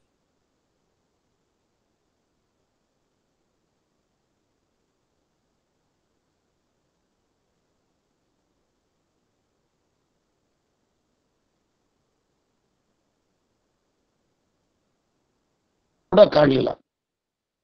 ನನಗ ಬಹಳ ಕಾಡ್ತಕ್ಕಂಥದ್ದಂದ್ರ ಈ ಮಡಿವಾಳ ಮಾಚಿದೇವ ಆಗ್ಲಿ ಅಥವಾ ಸಿದ್ದರಾಮರಾಗ್ಲಿ ಅಕ್ಕಮಹಾದೇವಿ ಆಗ್ಲಿ ಅಲ್ಲಮ್ಮ ಬಹುತೇಕ ಶರಣರು ಬಸವಣ್ಣನ ಸ್ತುತಿಯನ್ನ ಭಾಳ ಮಾಡ್ತಾರ.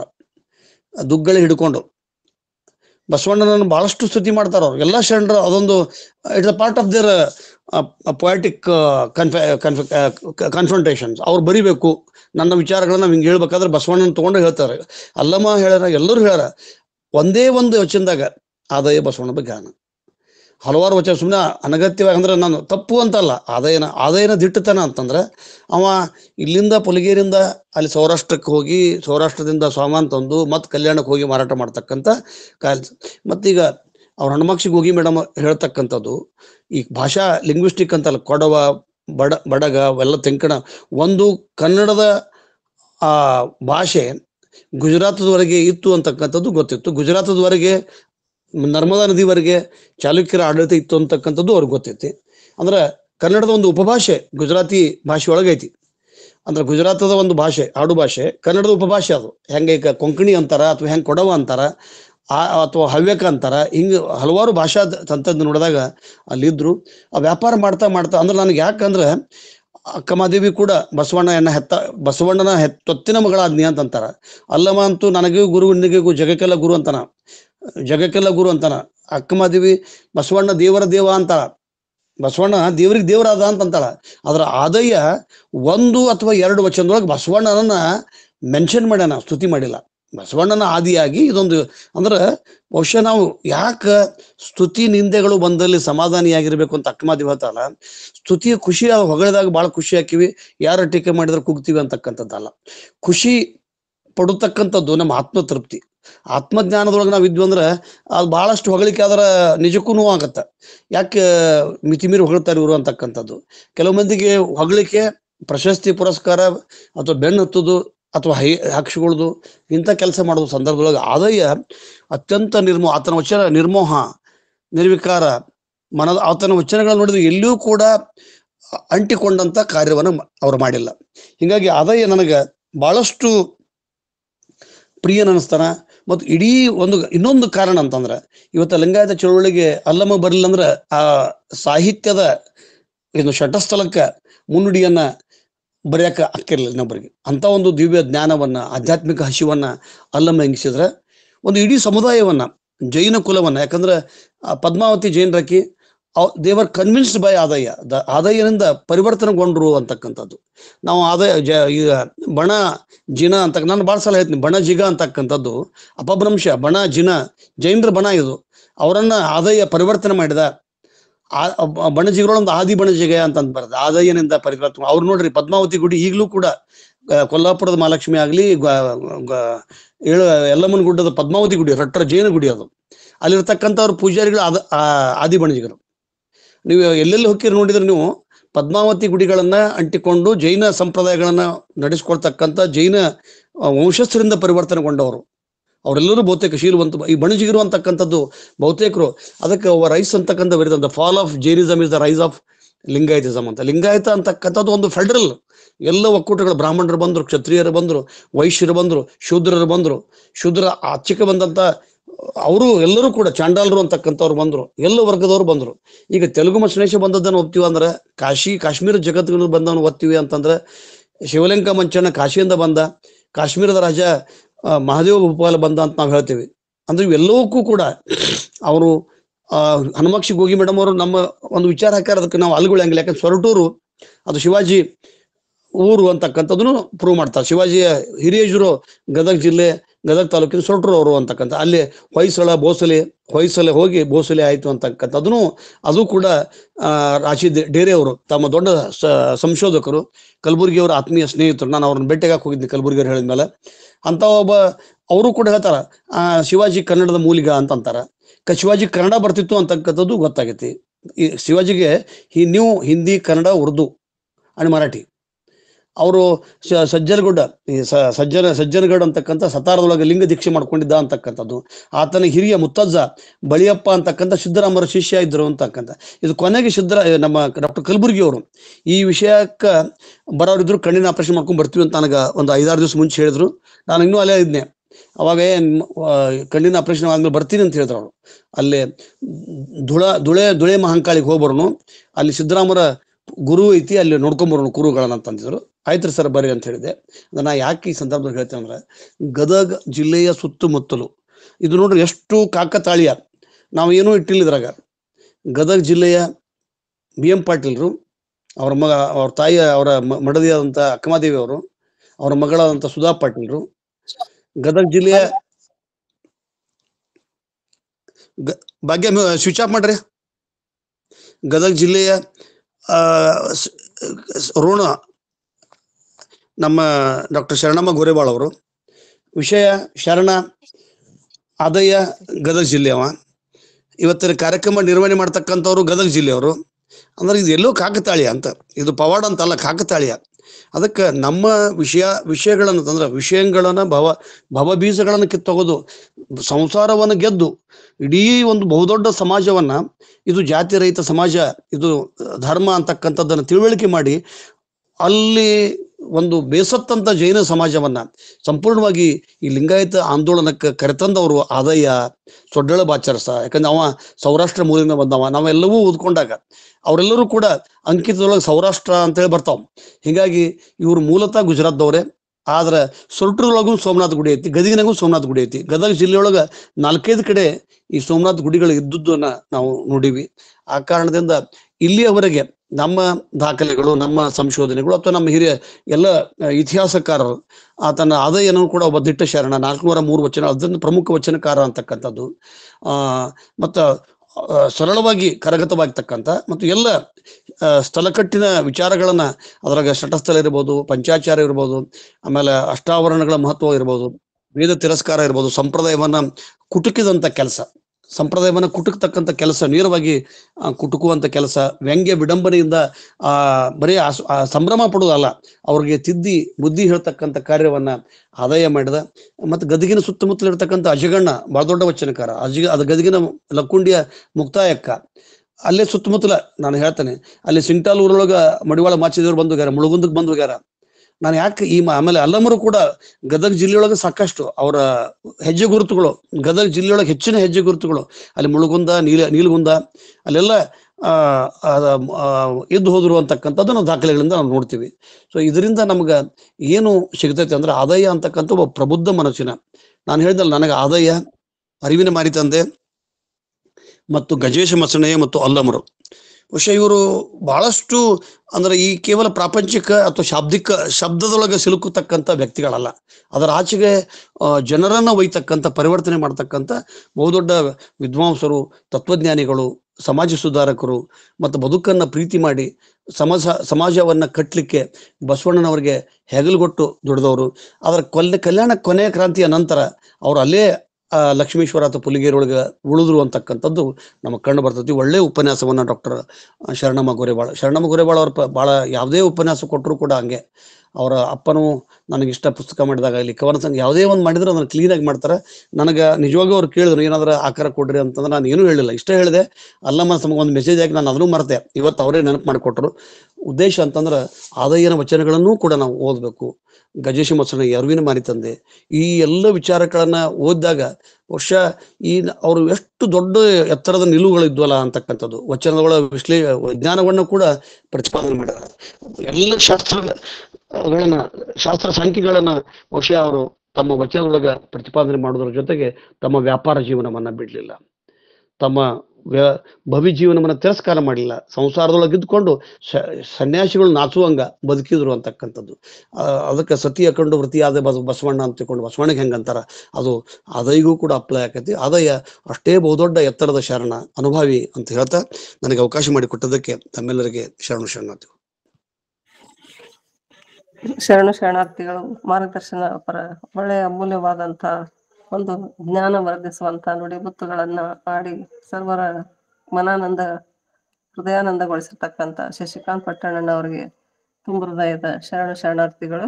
ನಿಜವಾಗಿ ಇವತ್ತು ಅಣ್ಣವ್ರು ಹೇಳ್ದಂಗ ಚತುರ್ವೇಣಿ ಕೂಡಲ ಸಂಗಮ, ತ್ರಿವೇಣಿ ಅಲ್ಲ ಚತುರ್ವೇಣಿ, ಗದಗ ಜಿಲ್ಲೆಯ ಸುಧಾ ಪಾಟೀಲ್ ತವರ್ಮನಿಯವರು ಮತ್ತು ಇವತ್ತಿನ ಶರಣಮ್ಮ ಅವರು ಗದಗ ಜಿಲ್ಲೆಯವರು ಮತ್ತು ಆದಾಯನವರು ಗದಗ ಜಿಲ್ಲೆಯವರು, ನಾವು ಗದಗ ಚತುರ್ವೇಣಿ ಸಂಗಮ ಆದದ್ದನ್ನ ನಾನು ಪ್ರಸ್ತಾಪ ಮಾಡ್ಬೇಕನ್ನೋದ್ರೊಳಗ ಮಾರ್ಗದರ್ಶನ ಪರ ನುಡಿಯೊಳಗ ನಮ್ಮ ಗಮನಕ್ಕೆ ತಂದದ್ದಕ್ಕಾಗಿ ತುಂಬಾ ನಮಗೆ ಹೆಮ್ಮೆ ಅಭಿಮಾನ ಕೂಡ ಅನಿಸ್ತಾ ಇದೆ. ಈಗ ರುದ್ರಯ್ಯ BM ಅವರು ಮಾತಾಡ್ತೀರ ಅಣ್ಣವ್ರೆ, ಹ್ಯಾಂಡ್ ರೈಸ್ ಮಾಡಿದ್ದಾರೆ. ಅಕ್ಕರೆ ಅದೇ ಶರಣರ ಏನು ಗುಜರಾತಿಂದ ಬಂದಿಳ್ರಿ ವ್ಯಾಪಾರಕ್ಕಾಗಿ ಲಕ್ಷ್ಮೀಶ್ವರಕ್ಕೆ ಬಂದಾಗ ಅವರು ಜೈನ ಏನು ಕನ್ಯೆ ಇದ್ರಲ್ಲ ಪದ್ಮಾವತಿ, ಅವ್ರು ಪಾರಿಶೆಟ್ರು ವಿರೋಧ ಮಾಡ್ತಾರೆ ಅವ್ರಿಗೆ ಮದುವೆ ಮಾಡ್ಲಿಕ್ಕೆ. ಆ ಟೈಮಲ್ಲಿ ಅವ್ರಿಗೆ ಹೇಳ್ತಾರ, ನೀವು ಸೋಮೇಶ್ವರ ಗುಜರಾತಿಂದ ಸೋಮೇಶ್ವರ ತಂದು ಇಲ್ಲಿ ಸ್ಥಾಪನೆ ಮಾಡಿದ್ರೆ ಮಾತ್ರ ನಿನಗೆ ಮಗಳು ಕೊಡ್ತೀನಿ ಅಂತೇಳಿ. ಅವಾಗ ಅವರು ನಡ್ಕಂತ ಇಲ್ಲಿಂದ ಗುಜರಾತ್ ಸೋಮನಾಥಕ್ಕೆ ಹೋಗಿ ಅಲ್ಲಿಂದ ಒಂದು ಮೂರ್ತಿ ತಗೊಂಬಂದು ಈ ಸೋಮನಾಥ್ ಏನು ಸೊರಟೂರ್ ಅಂದ್ರಲ್ಲ ಅಲ್ಲಿ ಬಂದು ಸ್ಥಾಪನೆ ಮಾಡಿ ಅವಾಗ ಅದನ್ನ ಒಪ್ಪಿ ಅದನ್ನ ಅವ್ರ ಕನ್ಯಾ ಕೊಡ್ತಾರೆ. ಅದು ನನಗೆ ಗಮನಕ್ಕೆ ಬಂದಿದ್ರು, ಒಂದ್ ಕಡೆ ಕೇಳಿದ್ದೆ ನಾನು, ಅದು ನಿಮಗೆ ತಿಳಿಯಪಡಿಸಿ ಶರಣಾರ್ಥಿಗಳು. ಬಹಳಷ್ಟು ಅಲ್ಲಿಂದ ನಡ್ಕಂತ ಹೋಗಿದ್ರೆ ಎಷ್ಟೋ ದಿವಸಗಳ ಬಗ್ಗೆ ಹೋಗಿ ಅಲ್ಲಿಂದ ತಗೊಂಡು ಅದನ್ನ ಜೈನ ಮೂರ್ತಿನ ಕೈಯಲ್ಲೇ ಹಿಡ್ಕೊಂಡು ಮತ್ತೆ ನಡ್ಕೊಂಡ್ ಬಂದಿದ್ದಾರೆ ವಾಪಸ್. ಬಂದ್ಬಿಟ್ಟು ಅಲ್ಲಿ ಸೋಮೇಶ್ವರ ಮಾಡಿದ ಮೇಲೆ ಆತಗ ಅವ್ರ ಪಾರಿಶೆಟ್ರಿಗೆ ಸಂತೋಷ ಆಗಿ ಅವಾಗ ಜೈನ ತಮ್ಮ ಇರ್ತಕ್ಕಂಥ ಕನ್ಯನ್ ಪದ್ಮಾವತಿನ ಮಗಳನ್ನ ಕೊಟ್ಟು ಮದುವೆ ಮಾಡ್ತಾರೆ ನಾವು. ಅದು ನನ್ನ ಗಮನಕ್ಕೆ ಬಂದಿತ್ತು, ಅದಕ್ಕೆ ನೀವು ತಿಳಿಪಡಿಸ್ಲಿಕ್ಕೆ ಅದನ್ನ ತಮ್ಮ ಗಮನಕ್ಕೆ ತಂದಿದ್ದೀನಿ. ಅಕ್ಷರಶಃ ಸತ್ಯ ಅಣ್ಣವ್ರು. ಒಂದ್ ದಿವಸ ಆದಾಯನವರ ಮನೆಗೆ ದಯಮಾಡಿಸಿದಂತ ಶಿವಭಕ್ತರಿಗೆ ಪ್ರಸಾದ ವ್ಯವಸ್ಥೆ ಮಾಡಿಸ್ಬೇಕು ಅಂತ ಹೇಳಿ ಮಾವನಾದಂತ ಪಾರ್ಶೆಟ್ಟಿ ಅವರಿಗೆ ಸಾಧ್ಯ ಆಗುದಿಲ್ಲ ಪ್ರಸಾದ ಮಾಡಿಸೋದು. ಅವರು ಮಾವ ಪಾರ್ಶೆಟ್ಟಿ ಅವರು ಆದಾಯನ ಕುರಿತು ನೀ ಛಲಗಾರ ಆಗಿದ್ರ ನಮ್ಮೂರ ಬಸತಿಯೊಳಗ ನೀನು ಸೋಮನಾಥನನ್ನ ತಂದು ಸ್ಥಾಪಿಸು ಅಂತ ಹೇಳಿ ವಿಡಂಬನೆ ಮಾಡಿ ಮಾತಾಡ್ತಾರ. ಆ ಮಾತಿಗೆ ಸಿಟ್ಟಿಗೆದ್ದಂತ ಆದಾಯನವರು ಹೆಂಗಾದ್ರು ಮಾಡಿ ಸೋಮನಾಥನನ್ನ ಇಲ್ಲಿ ತಂದು ಪ್ರತಿಷ್ಠಾಪಿಸಲೇಬೇಕು ಅಂತ ಹೇಳಿ ಪ್ರತಿಜ್ಞೆ ಮಾಡಿ ಸೋಮನಾಥನನ್ನ ಸೌರಾಷ್ಟ್ರದಿಂದ ಪುಲಿಗೆರೆಗೆ ತಂದು ಅಲ್ಲಿ ಸೂರ್ಯಪನ್ನೆ ಬಸದಿಯೊಳಗ ಪ್ರತಿಷ್ಠಾಪನೆ ಮಾಡ್ತಾ ಇದ್ದಾರೆ. ಸಂಸಾರದೊಳಗಿದ್ದೂ ಕೂಡ ಅಪಾರ ಭಕ್ತರಾದಂತಹ ಅದೇ ಶರಣರು ಅಧ್ಯಾತ್ಮದ ಎತ್ತರವನ್ನ ತಲುಪ್ತಾರ. ನಂತರದ ವರ್ಷಗಳಲ್ಲಿ ಲಿಂಗೈಕ್ಯರಾದಂತಹ ಆದಾಯನವರ ಸಮಾಧಿಯನ್ನ ಸೋಮನಾಥ ದೇವಾಲಯದ ಒಳಗನ ಮಾಡಲಾಗಿದೆ ಅನ್ನುವಂಥ ವಿಷಯ ಕೂಡ ಇಲ್ಲಿ ಪ್ರಸ್ತಾಪ ಮಾಡ್ತಾ ಇದ್ದೇನೆ. ತಂದಿದೆ ಅದೊಂದು ಸಂತೋಷ. ಅವ್ರು ಬಹಳ ನಡೆದ್ಬಿಟ್ಟು ಬಹಳ ಕಷ್ಟಪಟ್ಟು ತಗೊಂಡ್ಬಂದ್ ಮಾಡ ಪ್ರೀತಿಗೋಸ್ಕರ ಅಷ್ಟೆಲ್ಲ ಮಾಡಿದ್ದಾರೆ ಅವಾಗ. ಅಷ್ಟು ಆಗಿನ ಕಾಲದೊಳಗನು ಪಾದಯಾತ್ರೆ ಮಾಡ್ತಾ ಪ್ರೇಮ ವಿವಾಹಕ್ಕೆ ಎಷ್ಟೊಂದು ಒತ್ತು ಕೊಟ್ಟರು ಅನ್ನುವಂಥದ್ದು ನಮ್ಮ ಗಮನಕ್ಕೆ ಬರ್ತಾ ಇದೆ ಆದಾಯನವರಿಂದ. ಈಗ ಶರಣ ಸಮರ್ಪಣೆ ಶರಣೆ ಅನಿತಾ ಕಾರಾಜನ್ಗೆ ಅವರಿಂದ. ವಚನ ಅಧ್ಯಯನ ವೇದಿಕೆ ಬಸವಾದಿ ಶರಣರ ಚಿಂತನ ಕೂಟ ಹಾಗೂ ಅಕ್ಕನರಿವು ಸಂಘಟನೆಯ ಎಲ್ಲ ಅನುಭಾವಿಗಳಿಗೂ ಶರಣಾರ್ಥಿಗಳು.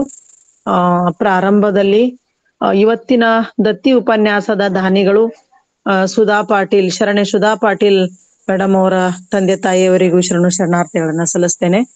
ಇದಲ್ದೇನೆ ವಿಶೇಷವಾಗಿ ವಚನ ಪ್ರಾರ್ಥನೆಯನ್ನ ಹಾಡಿರ್ತಕ್ಕಂತ ಶರಣೆ ಜಯಶ್ರೀ ಆಲೂರ್ ಅವರಿಗೂ, ಅದೇ ತೆರನಾಗಿ ಸ್ವಾಗತ ಪರಿಚಯ ಮತ್ತು ಪ್ರಾಸ್ತಾವಿಕವನ್ನ ಸವಿಸ್ತಾರವಾಗಿ ನೀಡಿರ್ತಕ್ಕಂತಹ ಶರಣೆ ವಿದ್ಯಾ ಮಗ್ದುಮ್ ಅವರಿಗೂ ಶರಣಾರ್ಥಿಗಳನ್ನ ಸಮರ್ಪಿಸ್ತೇನೆ. ಇವತ್ತಿನ ವಿಶೇಷ ಉಪನ್ಯಾಸವನ್ನ ನೀಡಿರ್ತಕ್ಕಂಥ ಶರಣ ಆದಯ್ಯನವರ ಬಗ್ಗೆ ವಿಶೇಷ ಉಪನ್ಯಾಸವನ್ನ ನೀಡಿರ್ತಕ್ಕಂಥ ಡಾಕ್ಟರ್ ಶರಣಮ್ಮ ಗೋರೆಬಾಳ್ ಅವರು ಪ್ರಾಚಾರ್ಯರು, ವಿದ್ಯಾರಣ್ಯ ಪದವಿ ಪೂರ್ವ ಮಹಾವಿದ್ಯಾಲಯ ಧಾರವಾಡ ಅವರಿಗೂ ಕೂಡ ನಾನು ಶರಣಾರ್ಥಿಗಳನ್ನ ಸಮರ್ಪಿಸ್ತೇನೆ. ಮೇಡಮ್ ಅವ್ರದ್ದು ವಿಶೇಷತೆ ಏನಂತಂದ್ರೆ ಪ್ರಾಚಾರ್ಯ ಇದ್ದವರಿಗೆ ಒಂದು ಕೆಲಸದ ಭಾರ ತುಂಬಾ ಇರುತ್ತೆ. ಆ ಎಲ್ಲ ಒಂದು ಜವಾಬ್ದಾರಿಯ ಮಧ್ಯೆಯೂ ಕೂಡ ಇಂಥ ಸುಂದರವಾಗಿರ್ತಕ್ಕಂತ ಉಪನ್ಯಾಸವನ್ನ ನಮ್ಮೆಲ್ಲರಿಗೂ ಉಣಬಡಿಸಿದರು. ಅವರಿಗೆ ತುಂಬಾ ಧನ್ಯವಾದಗಳು ಕೂಡ ಅರ್ಪಿಸ್ತೇನೆ. ಇನ್ನು ಕಾರ್ಯಕ್ರಮ ನಿರ್ವಹಣೆಯನ್ನ ಮಾಡ್ತಕ್ಕಂಥ ಶರಣೆ ಶಕುಂತಲಾ ಸಿಂಧೂರ್ ಅವರಿಗೂ ಶರಣುಗಳನ್ನ ಸಮರ್ಪಿಸ್ತೇನೆ. ಇವತ್ತು ತಮ್ಮ ನಡುವೆ ತಮ್ಮ ಈ ಉಪನ್ಯಾಸದ ಕುರಿತು ಅನಿಸಿಕೆಗಳನ್ನ ವ್ಯಕ್ತಪಡಿಸಿರ್ತಕ್ಕಂತಹ ಮಹನೀಯರಿಗೂ ಕೂಡ ಶರಣಾರ್ಥಿಗಳನ್ನ ಸಮರ್ಪಿಸ್ತೇನೆ. ಇದಲ್ದೇನೆ ಈ ಒಂದು ವಚನ ಗೂಗಲ್ ಮೀಟ್ ವೇದಿಕೆಯ ರೂವಾರಿಗಳು ಡಾಕ್ಟರ್ ಪಟೇಲ್ ಸರ್ ಅವರು ತುಂಬಾ ಸವಿಸ್ತಾರವಾಗಿ ಎಲ್ಲರಿಗೂ ತಿಳಿಯುವ ಹಾಗೆ ಮಾರ್ಗದರ್ಶನವನ್ನ ನೀಡಿದ್ರು. ಅವರಿಗೂ ಕೂಡ ನಾನು ಶರಣಾರ್ಥಿಗಳನ್ನ ಸಲ್ಲಿಸ್ತೇನೆ. ಇನ್ನು ಕೊನೆಯದಾಗಿ ಈ 319ನೆಯ ಉಪನ್ಯಾಸ ಮಾಲಿಕೆಯ ಎಲ್ಲ ಆತ್ಮೀಯ ಕೇಳುಗರಿಗೂ ಕೂಡ ಶರಣಾರ್ಥಿಗಳನ್ನ ಸಮರ್ಪಿಸ್ತೇನೆ. ಧನ್ಯವಾದಗಳು. ಶರಣಾರ್ಥಿಗಳು ಶರಣ ಸಮರ್ಪಣೆ ಮಾಡಿರ್ತಕ್ಕಂಥ ಅನಿತಾ ಕಾರಾಜನಿಗೆ ಅವರಿಗೆ ನಿಜವಾಗಿಯೂ ಸರ್ವರಿಗೂ ಸಮಪಾಲು ಸರ್ವರಿಗೂ ಸಮಬಾಳು ಅನ್ನೋ ಹಾಗೆ ನಮ್ಮ ಈ ಒಂದು ವೇದಿಕೆ ಎಲ್ಲರನ್ನೂ ಆಹ್ವಾನಿಸಿ ಸಮಾನವಾದ ಅವಕಾಶಗಳನ್ನ ಇಲ್ಲಿ ಪ್ರಸ್ತುತಪಡಿಸ್ತಕ್ಕಂಥ ನಮ್ಮ ವೇದಿಕೆಗೆ ನಾವೆಲ್ಲರೂ ಚಿರಋಣಿಯಾಗಿದ್ದೇವೆ. ಈಗ ಕೊನೆಯದಾಗಿ ವಚನ ಮಂಗಳ ಶರಣೆ ಭಾಗ್ಯಕೋಟಿ ಅವರಿಂದ. ಓಂ ಶ್ರೀ ಗುರು ಬಸವಲಿಂಗಾಯ ನಮಃ. ಎಲ್ಲರಿಗೂ ಶರಣಾರ್ಥಿ. ಇವತ್ತಿನ ನನ್ನ ವಚನ: ಪಾಪಿಯ ಧನ ಪ್ರಾಯಶ್ಚಿತ ಕಲ್ಲದೆ, ಪಾಪಿಯ ಧನ ಪ್ರಾಯಶ್ಚಿತ ಕಲ್ಲದೆ, ಸತ್ಪಾತ್ರಕ್ಕೆ ಸಲ್ಲದಯ್ಯ. ಪಾಪಿಯ ಧನ ಪ್ರಾಯಶ್ಚಿತ ಕಲ್ಲದೆ, ನಾಯಿಯ ಹಾಲು ನಾಯಿ ಮರಿಗಲ್ಲದೆ, ನಾಯಿಯ ಹಾಲು ನಾಯಿ ಮರಿಗಲ್ಲದೆ, ಪಂಚಾಮೃತಕ್ಕೆ ಸಲ್ಲದಯ್ಯ.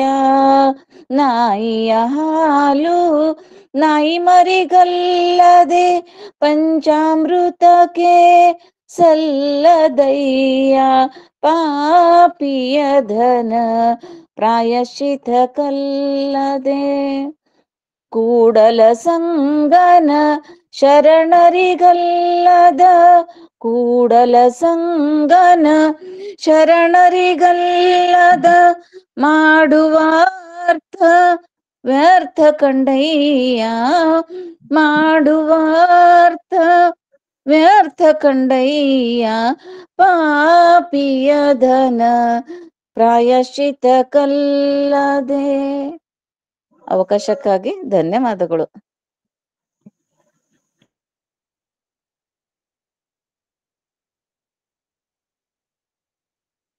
ಎಲ್ಲರಿಗೂ ಧನ್ಯವಾದಗಳು. ನಾಳೆ ಕಸ್ತೂರಿ ದಳವಾಯಿ ಅವರಿಂದ ಮೈಲಾರ ಮಾದೇವರ ಬಗ್ಗೆ ಕಾರ್ಯಕ್ರಮ ಇದೆ, ಎಲ್ಲರೂ ಬರಬೇಕು.